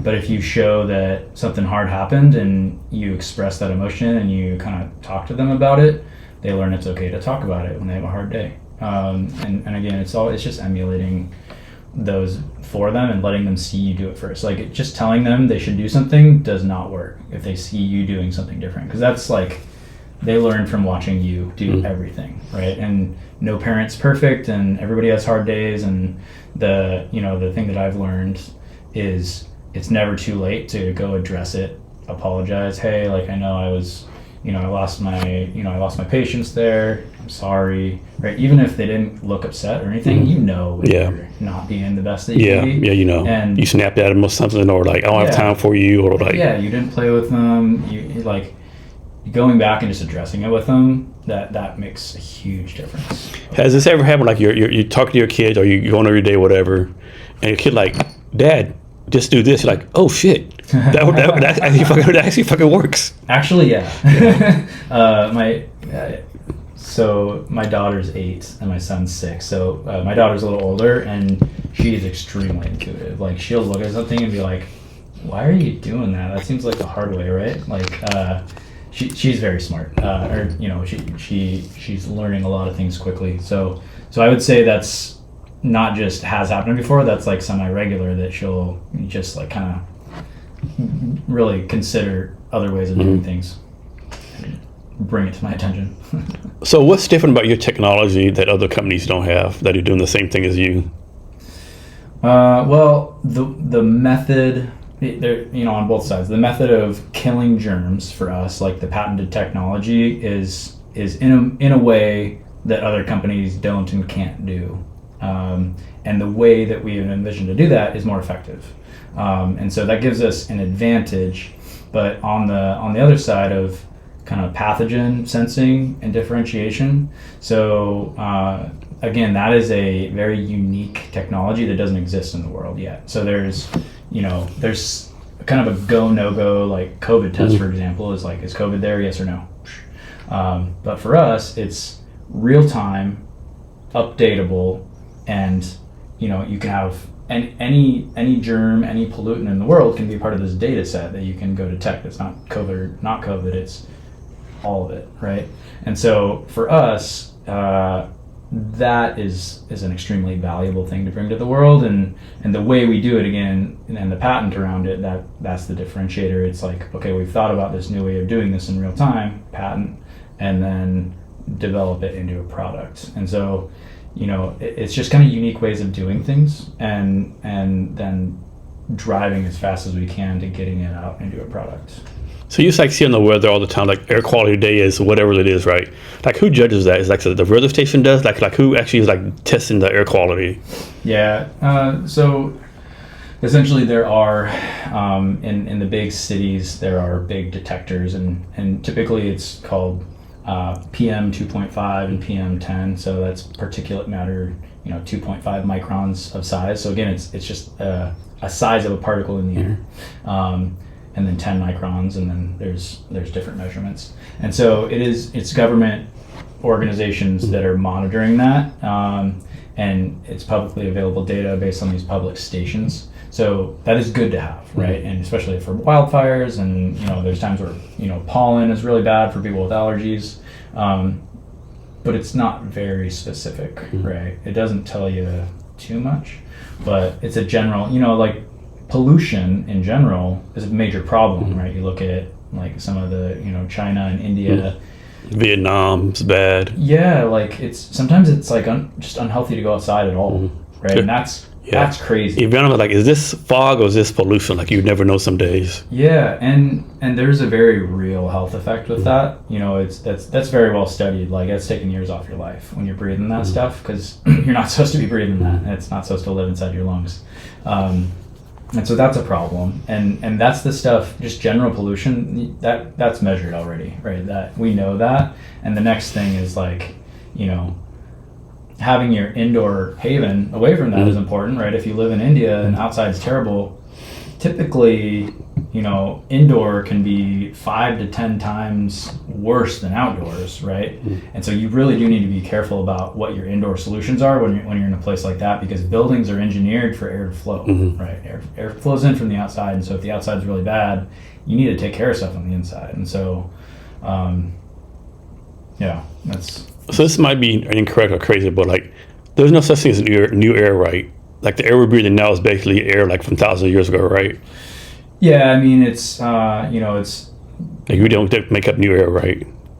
Plants, the cycles, we're putting oxygen, we're breathing the oxygen, putting out CO2. So that's kind of the cycle. But yeah, I mean, it's a cycle. Yeah, okay. Like what you're saying, I think, is that the matter, right? The oxygen particles are going from one thing to another, back and forth through the cycle. Yeah. Okay.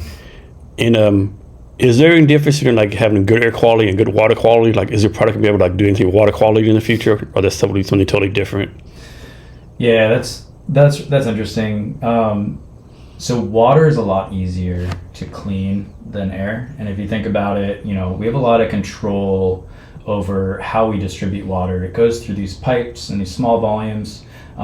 It's a very distinct volume, and you can filter it, you can zap it with UV light, you can use different technologies, you can move it slow, you can move it fast, and you can also choose to drink it or not, right? You put it in your cup and you're like, I'm not going to drink this, and that's okay. You won't die. You can get water from somewhere else. With air, you have this giant volume of air. You have to breathe it every second. You don't have a choice.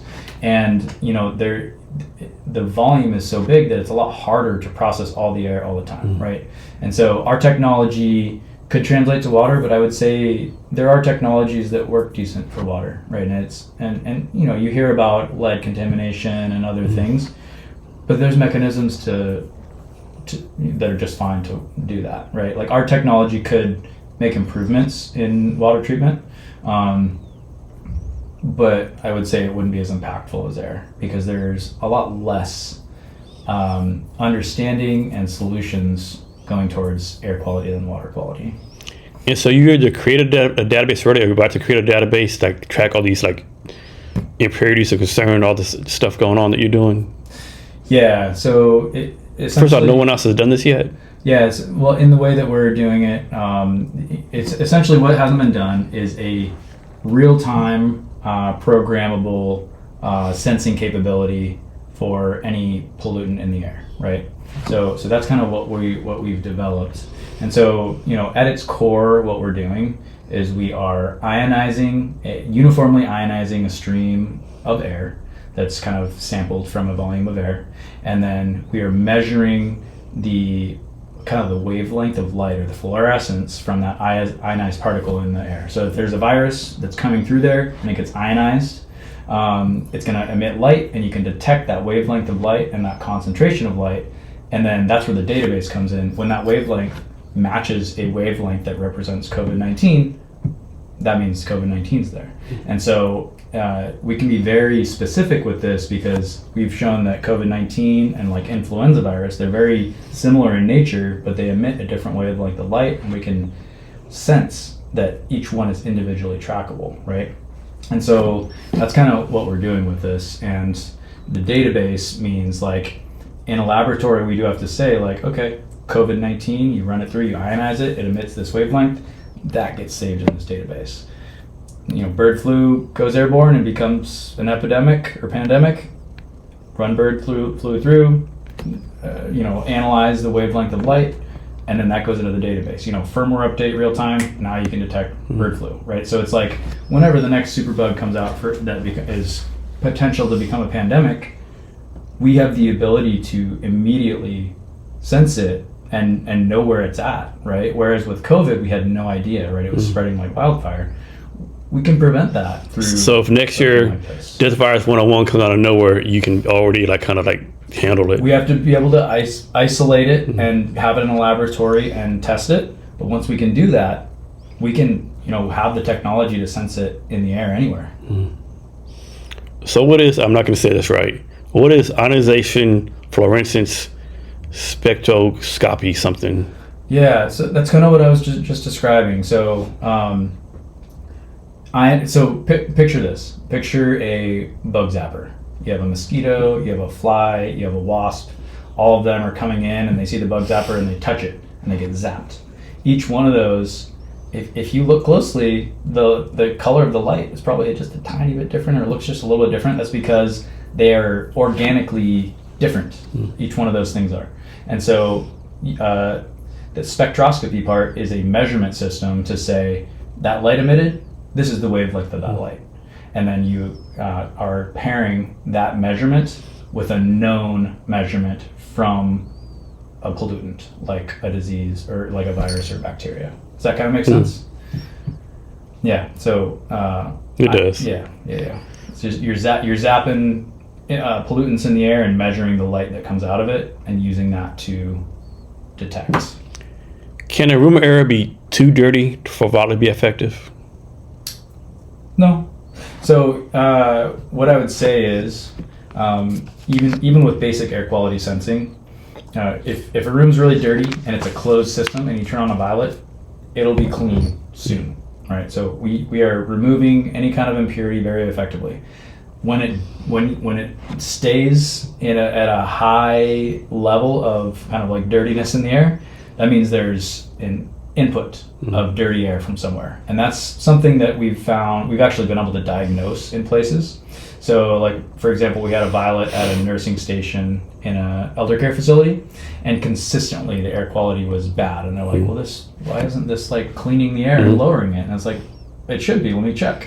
And it turns out there was construction happening in that building, and it was right next to an HVAC suction, and it was blowing construction fumes all over the facility. And they wouldn't have known, except for the fact that the Violett was detecting bad stuff in the air, and it was cleaning it at that nursing station, but because there was constantly bad stuff being put in, it was constantly high.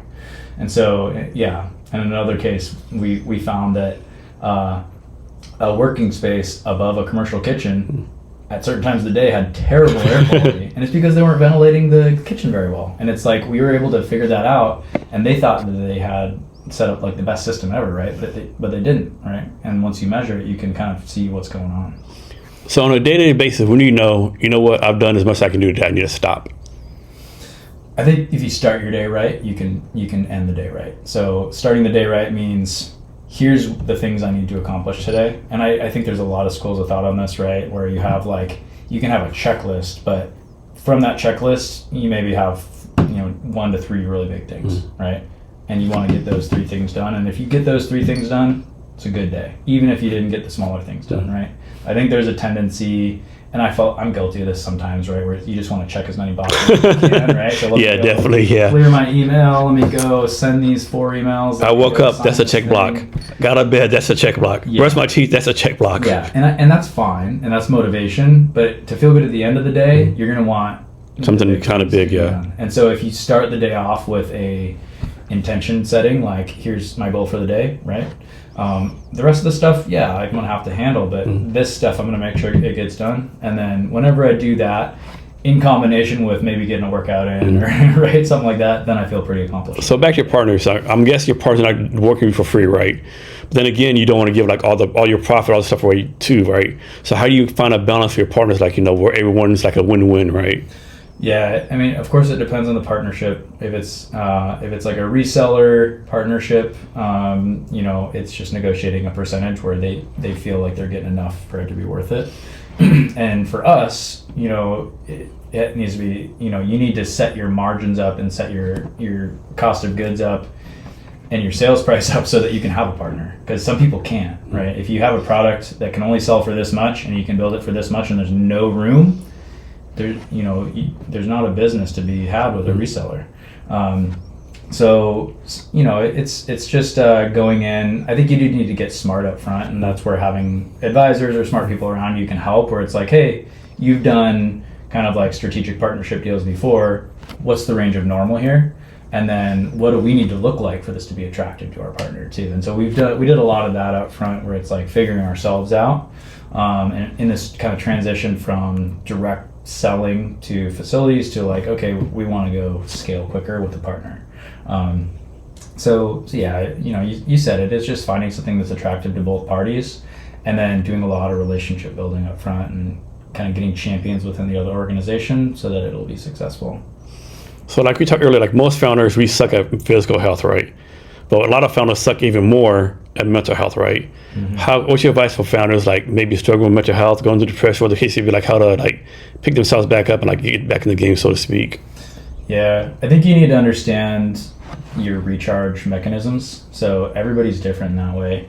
The first thing is I schedule therapy sessions monthly. Do however often you need, but I hold that.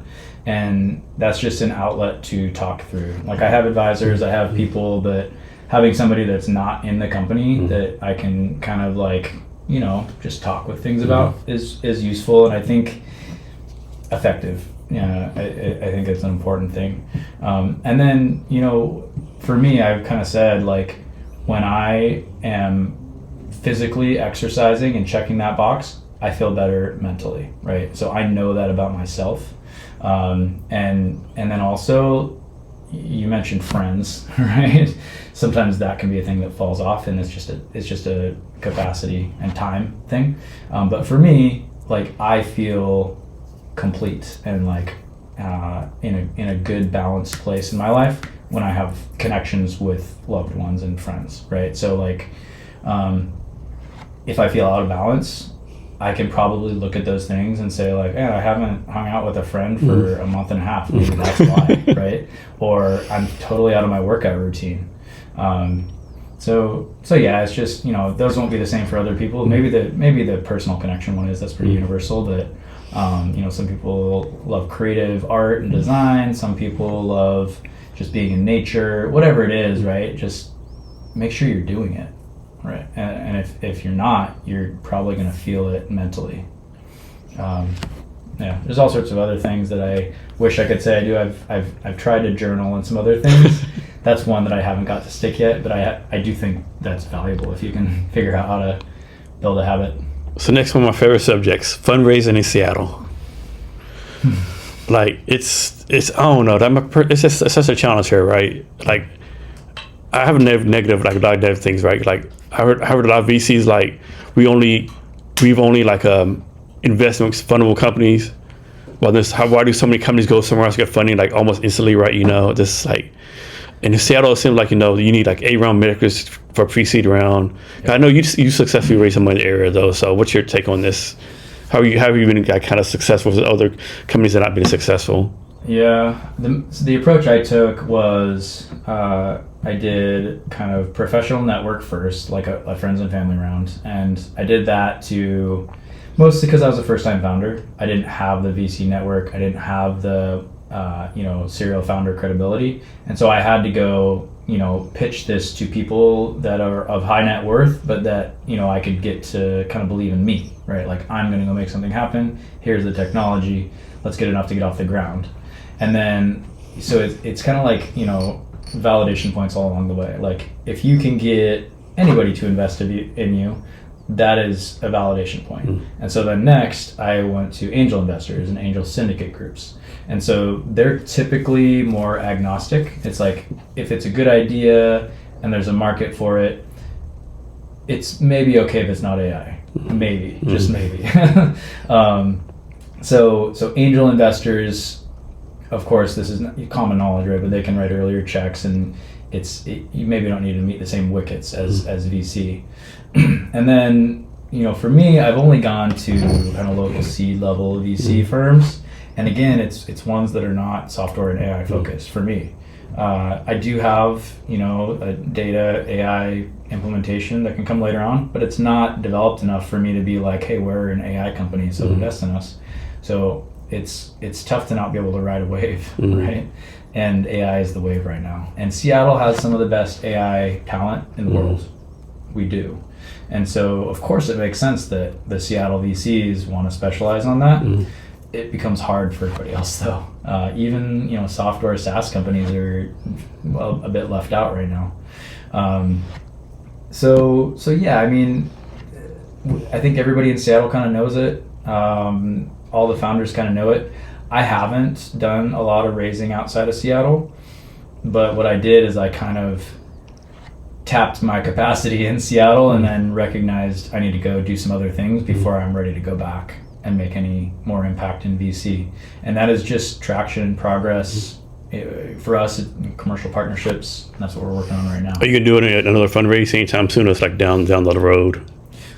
What I've recognized is our best path is strategic. So that could be strategic partnership for go-to-market, and also it can be strategic investment. And our goal is to build strong strategic partnerships that would make sense to turn into a strategic investment. And then when you have that, it's a lot easier to go to VC, even when you don't fit the exact mold, but you have the traction commercially and you have strategic investment that can be paired with some VC around it. So it's almost like flipping the model a little bit. You don't find the lead VC and then fill it around. You find the lead strategic and then bring some VC in around it. So I don't know if you saw this. It was on social media. It was somewhere like maybe 6 months, maybe a year ago, or they were like kind of like making fun of the AI focus, right? And the thing was, I actually did like a fun video, right? There's one guy, hey, They went to two companies with the same VC. Hey, I've cured cancer as a proof. I'm not interested. Other guy, hey, I have a pizza food truck. I'm using AI. $10 million. I don't have any AI engineers. Another $10 million.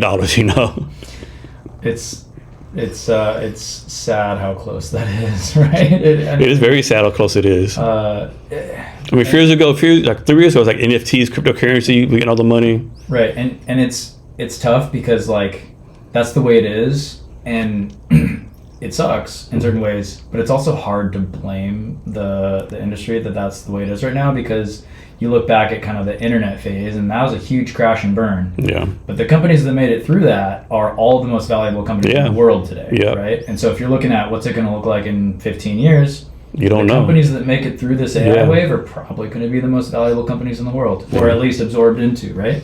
And that's the VC model. It's like make bets on a lot of companies, and some are going to win out. Probably the AI companies that are the best are going to be the most valuable. So I get it. It does suck though. Sucks a lot, yeah. Another thing too, like obviously your tech, you're actually solving a real problem, right? But like, do we really need another dating app?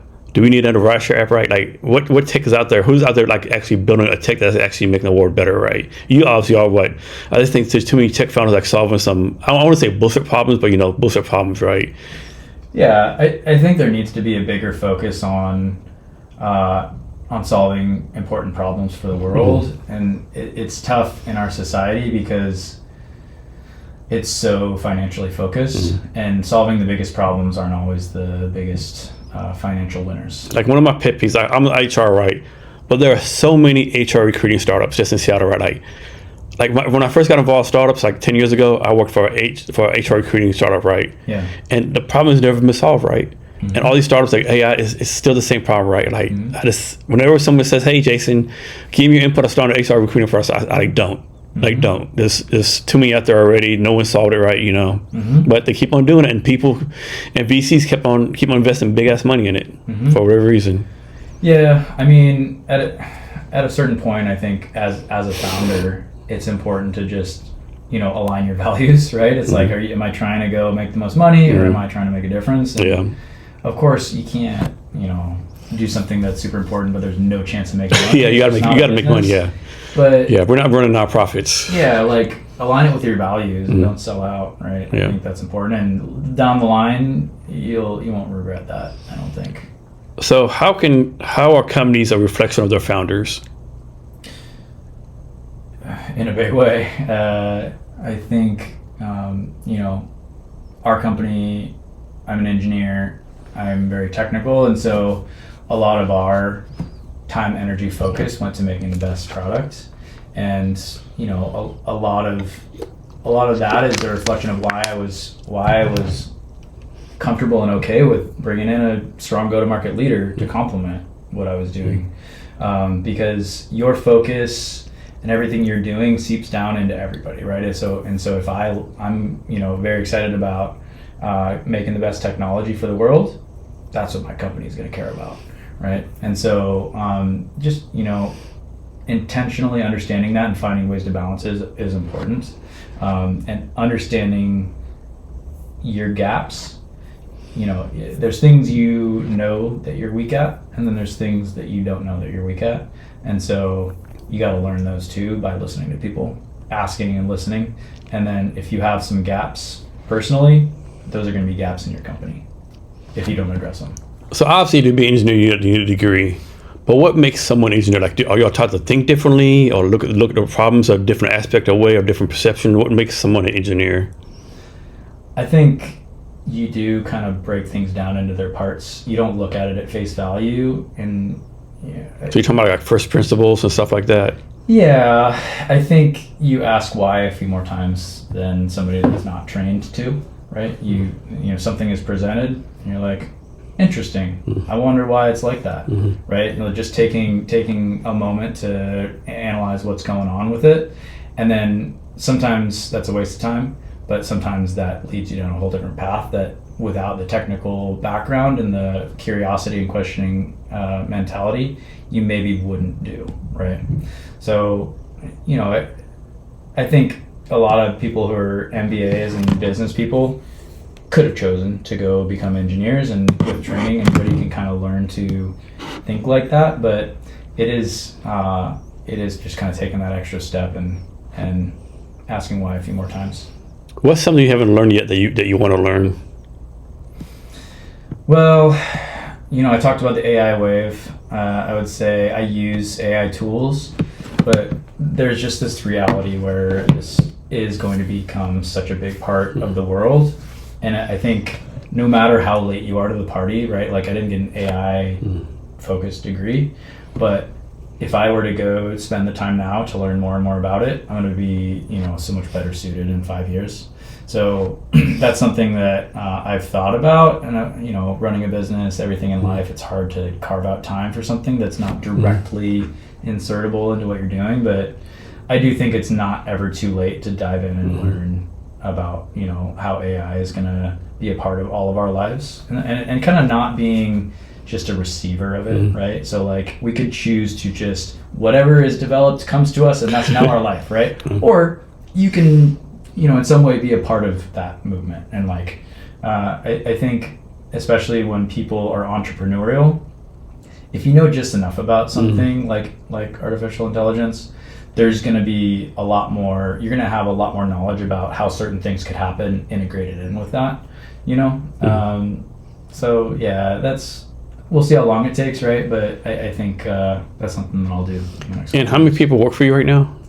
I have 12 people, and we've kind of moved more into a consultant model where we're, our technical teams, we're doing less employees and more kind of on a contract basis. And that's really just based on this notion that like we're doubling down on strategic partnership, and so we don't need to be a big team internally. We can kind of partner with in different ways. So these 12 people, is there one characteristic that you say all of them possess? Yeah, I would say the thing that has stood out and had people kind of like make it through and stick around in Violett is the ability to jump between tasks seamlessly and be willing to do anything and everything. So if you're, HR, you're willing to do some marketing, social media, bookkeeping, operations, all the stuff, right? Because I have to do all this stuff. Engineers have joined sales sometimes. When somebody can't do that, they fizzle out. Yeah, kind of a red flag, right? It's a red flag, and it just becomes, they become unhappy. Everybody becomes unhappy. Have you had this experience where like someone joined your team, and in 6 months they're like, "Hey, where's my $1 million?" Right? I thought all startups like got a lot of money quickly. Like, what's going on here? Yeah, and I think you can tell early on when people are like that, when they're thinking about the startup dream, the big exit. And I think it's it's important to level set early. It's like, hey, look, let's there's going to be equity, but you're doing this because you're mission driven. You're going to make a difference. You're going to have a salary that you can survive on, right? I don't want you to be starving. And the equity, it should be okay. If we have a big exit, there'll be a piece of it for you.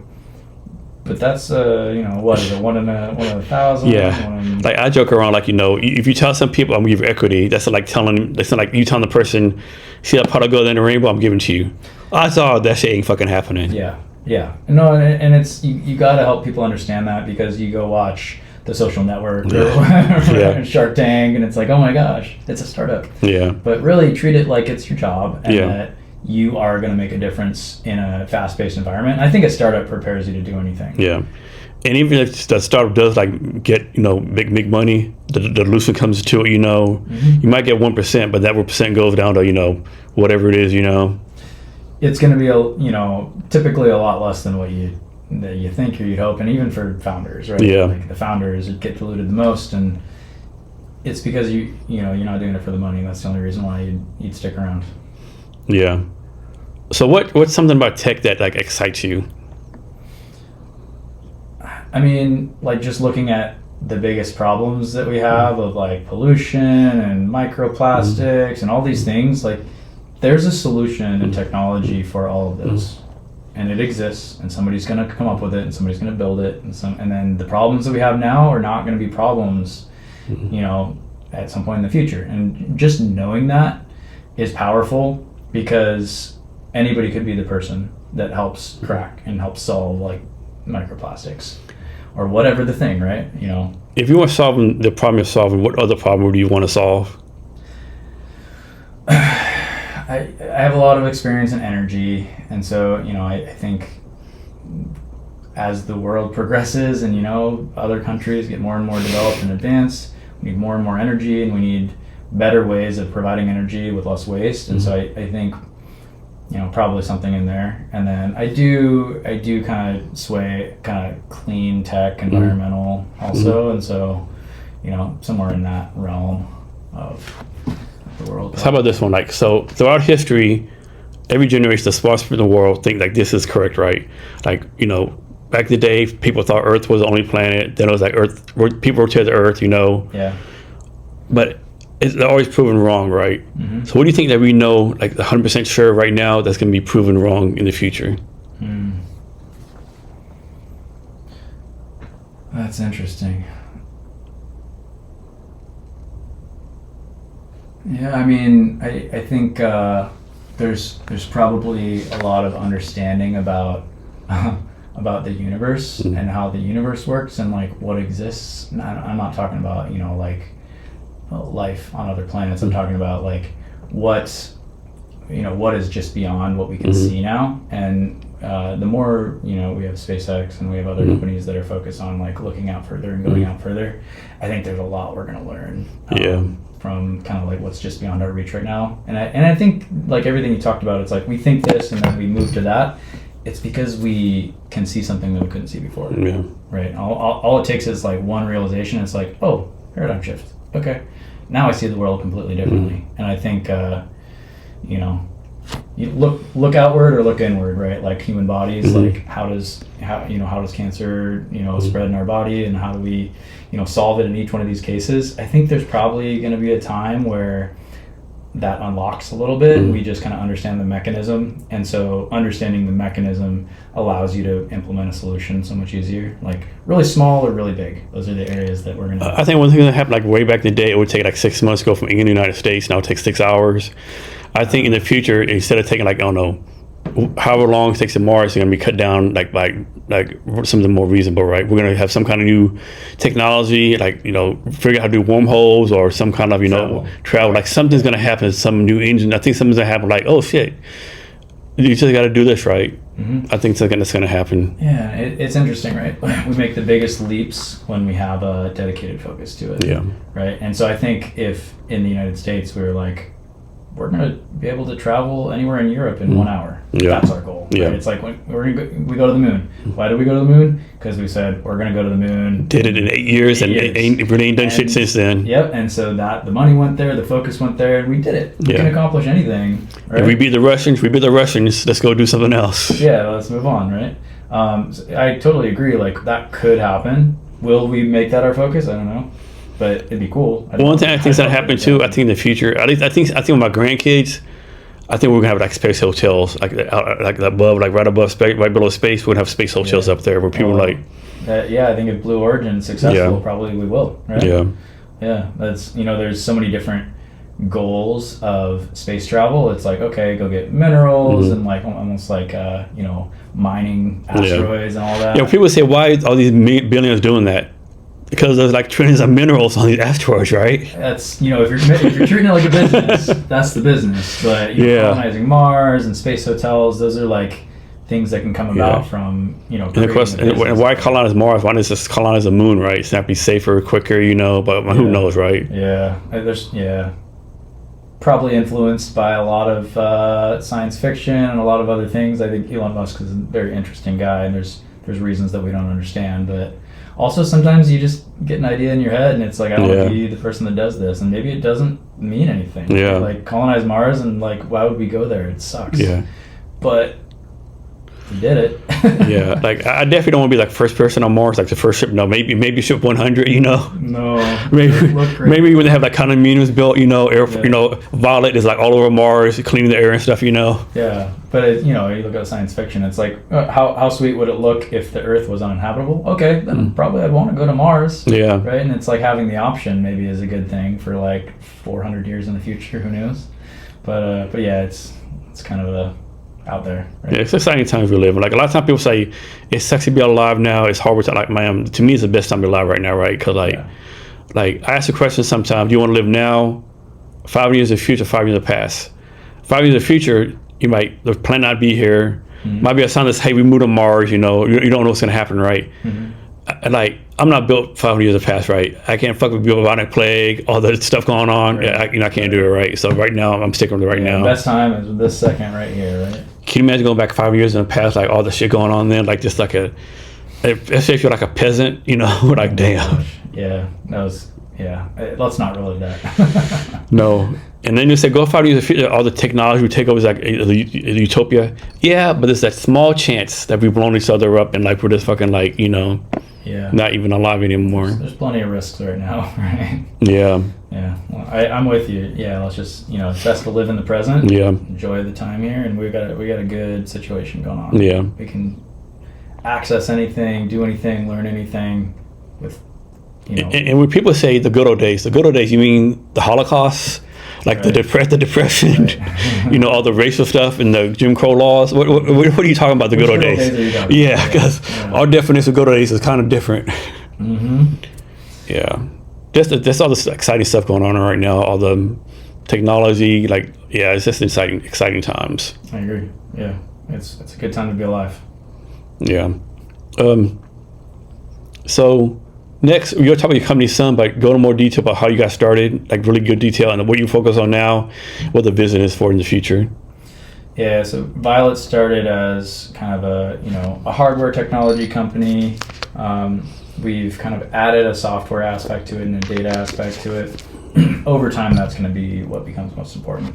Sensing and data and enabling people to understand and take action around unhealthy things in the air in any environment.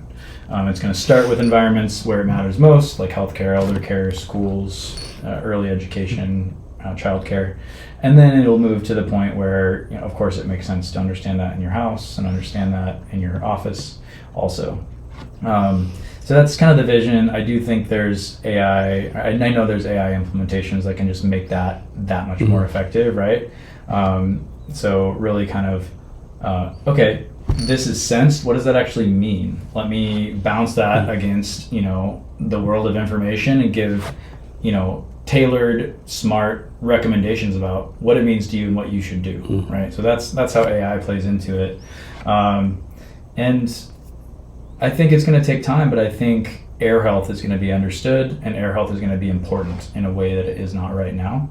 And just like we won't drink a dirty glass of water, there's going to be a time where people are going to refuse to breathe dirty air, right? And they're going to demand that that what they ingest through the air is going to keep them healthy, right? And so over time, I think governments will understand that and will kind of have regulations around it. Like if you're a building, you have to have this stuff in there to keep the air clean for the residents, because we know that it takes years off of lives, and so it's the right thing to do. And we also know that we're polluting the air, right? Like the things that we do in this world are putting bad things in the air. So we also have to clean that up so we don't breathe that in and we don't kind of kill ourselves slowly. That's kind of this future that I envision, and it's just data enabled, right? We can become smarter and smarter to the point where we know what's going on and we can make our choices based on real information. So you always say about this thing called decarbonation, right? What is that? It doesn't matter. Does it matter how much carbon is in the air? You have these companies we want to be carbon neutral. What is that? Yeah, I think it's just creating pollution in some kind, right? If you're using a bunch of energy through fossil fuels and you're putting pollution into the air, that you are offsetting that in some way as a company. And I'm not an expert there, but I appreciate that there is a focus and a push there, just recognizing that we can't just off gas and output forever and ever and expect nothing to happen, right? And so it's an interesting time where, and maybe it always will be, where there's just like a 50-50 divide of like, we need to treat our environment well or else we'll have consequences, versus nah, it doesn't matter that much, it's overblown. And it's probably somewhere in the middle, right? But I don't know. Yeah, I think it's good to have that focus. I'm curious to see where it's going to go from like a political divide. Yeah, and one thing too, I don't think we give ourselves enough credit for what the progress we made. For example, Vietnam, right? The rivers and like Ho Chi Minh City, I mean, they're filthy, right? They're like trash, dirty. Yeah. And I made a comment like, man, like how your rivers so dirty? It's like, Jason, our rivers are not as clean as America, but 20 years ago, this river been on fire, gas, fuel. Like in 20 years, we've done that, right? Yeah. Yeah.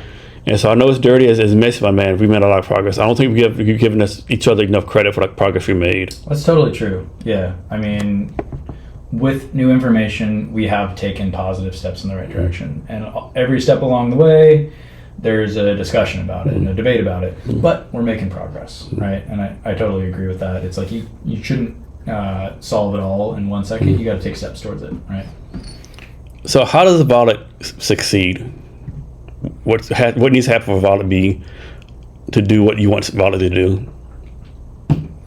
Well, as of right now, Violett succeeds if Violett's technology gets out into the world at scale. That's what I believe right now. And what that enables, it enables us to develop this next stage of technology where it's this advanced sensing.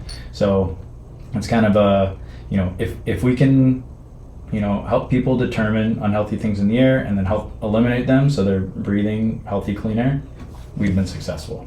And I do believe we have the best technology to do that. And so it requires, at this point, based on our strategy, to pair with the right partner and get this out to the world, over the next couple of years, as fast as possible, really. But these things take time. So. And then how do y'all fail? If we don't get our technology out to the world, it's a sales and marketing thing, right? It's a go-to-market, and so the best technology doesn't always win. And so if we don't find a way to, and I think it's not just sales and marketing, right? Like we can put this in front of people with a cool message, but if people don't care enough about it in general as a whole, it still won't sell.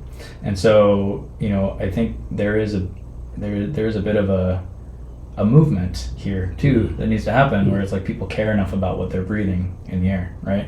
And so I think our long-term success also relies on government and society continuing to evolve their thinking around air and recognizing importance, because if people don't care about it, they're not going to buy it. That's just a reality. Yeah, I think the best example of the best tech not winning, I remember when the iPod first came out, there was like way better like tech at the time, like way better, but they were like, this product is like 0.371 megaliters, all this technical stuff, Steve Jobs, 1,000 songs in your pocket.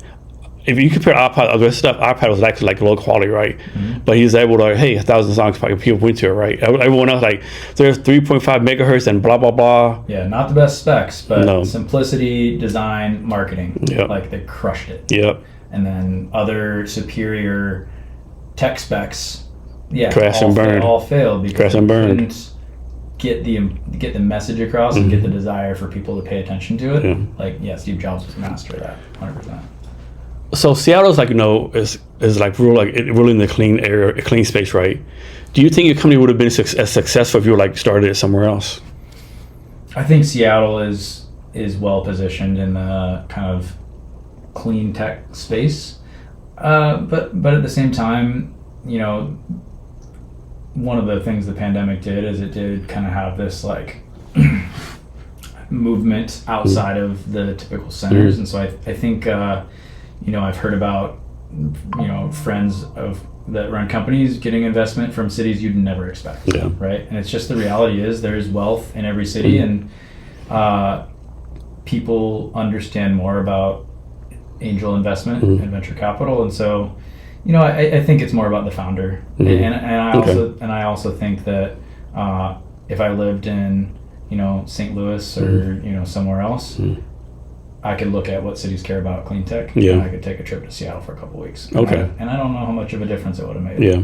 It would make some, because you build a network by living in a place. And we were involved with University of Washington early on, and I got a lot of network through there. And that was... Do you do anything with as an incubator here? I think it's called Clean Tech Alliance or Clean Tech 9 something. Do you do anything with them? No, it's interesting, right? So like we are clean tech because we clean the air, but I talked about, you know, the general awareness and understanding of air. It doesn't really fit into the mold of clean tech investing. That's kind of surprising. It is. That's very surprising. It is. Like, Yeah. I mean, nothing else. You want clean air, right? You would think clean air, and clean water. So water is a huge part of clean tech. Air is not. That's very surprising to me. Yeah. That's very surprising. Yeah. And I think it's mostly pattern matching, right? So investors pattern match, and because they haven't seen the air health deals come through that space, they kind of like don't include it, even though intuitively 100% it's right there. Yeah. Right. But yeah, you know, I've had a lot of good conversations with clean tech investors, but we've kind of fit more into the hardware, like hard tech, med tech, deep tech. Okay. Yeah. That's interesting. Yeah, it really is. It has to be frustrating to you, I would think. It is frustrating, and it's really just Like, what do you not get? Like, what do you feel like? Yeah, Like, choke them. How does 1 + 1 not equal 2 for you? I don't understand. So we're taking like, so obviously there's a lot of people that are like talk tree huggers, very climate focused, right? People hate to say like they drive Subarus, you know, like do other stuff, and there's more people like me who are like, you know, I get it, but I don't. Like me, I want clean air, clean water, right? Do I really, like, for example, like things in town in California where like they want to do like some kind of real estate development that about a lot of job, economy, but because like one little animal was on a endangered species lease, they didn't do it right. It's like, okay, I get it, but I don't, right? Like, I'd be one thing, like, for example, a few years ago when the bees were going extinct, okay, bees are important. Like, we need to save the fucking bees, right? So how do you balance that? Well, you know, that's a pretty good lobbying job by that group, right? So like somebody did a really good job. Let's save this one. I think it was a bird or something. It was some small rodent or something, right? Yeah. Yeah, and I think it's a good thing that there's those people definitely that much about it that can have an impact and kind of override the general kind of like the machine of big business, right? Or like development, right? So you know, even though, you know, maybe that animal doesn't add any value to the earth for humans. I mean, it has some part of the ecosystem, you would think. It does something for the ecosystem. And maybe not like bees, you know, but I don't know. I think it's interesting. Like we should, you know, minimize putting other species extinct on the earth. And also sometimes we go to massive lengths to do that. And sometimes it doesn't match. But like really? Like But yeah, I can appreciate it though. Yeah, definitely. So is there anything I should ask you that I didn't, or anything else you want to talk about?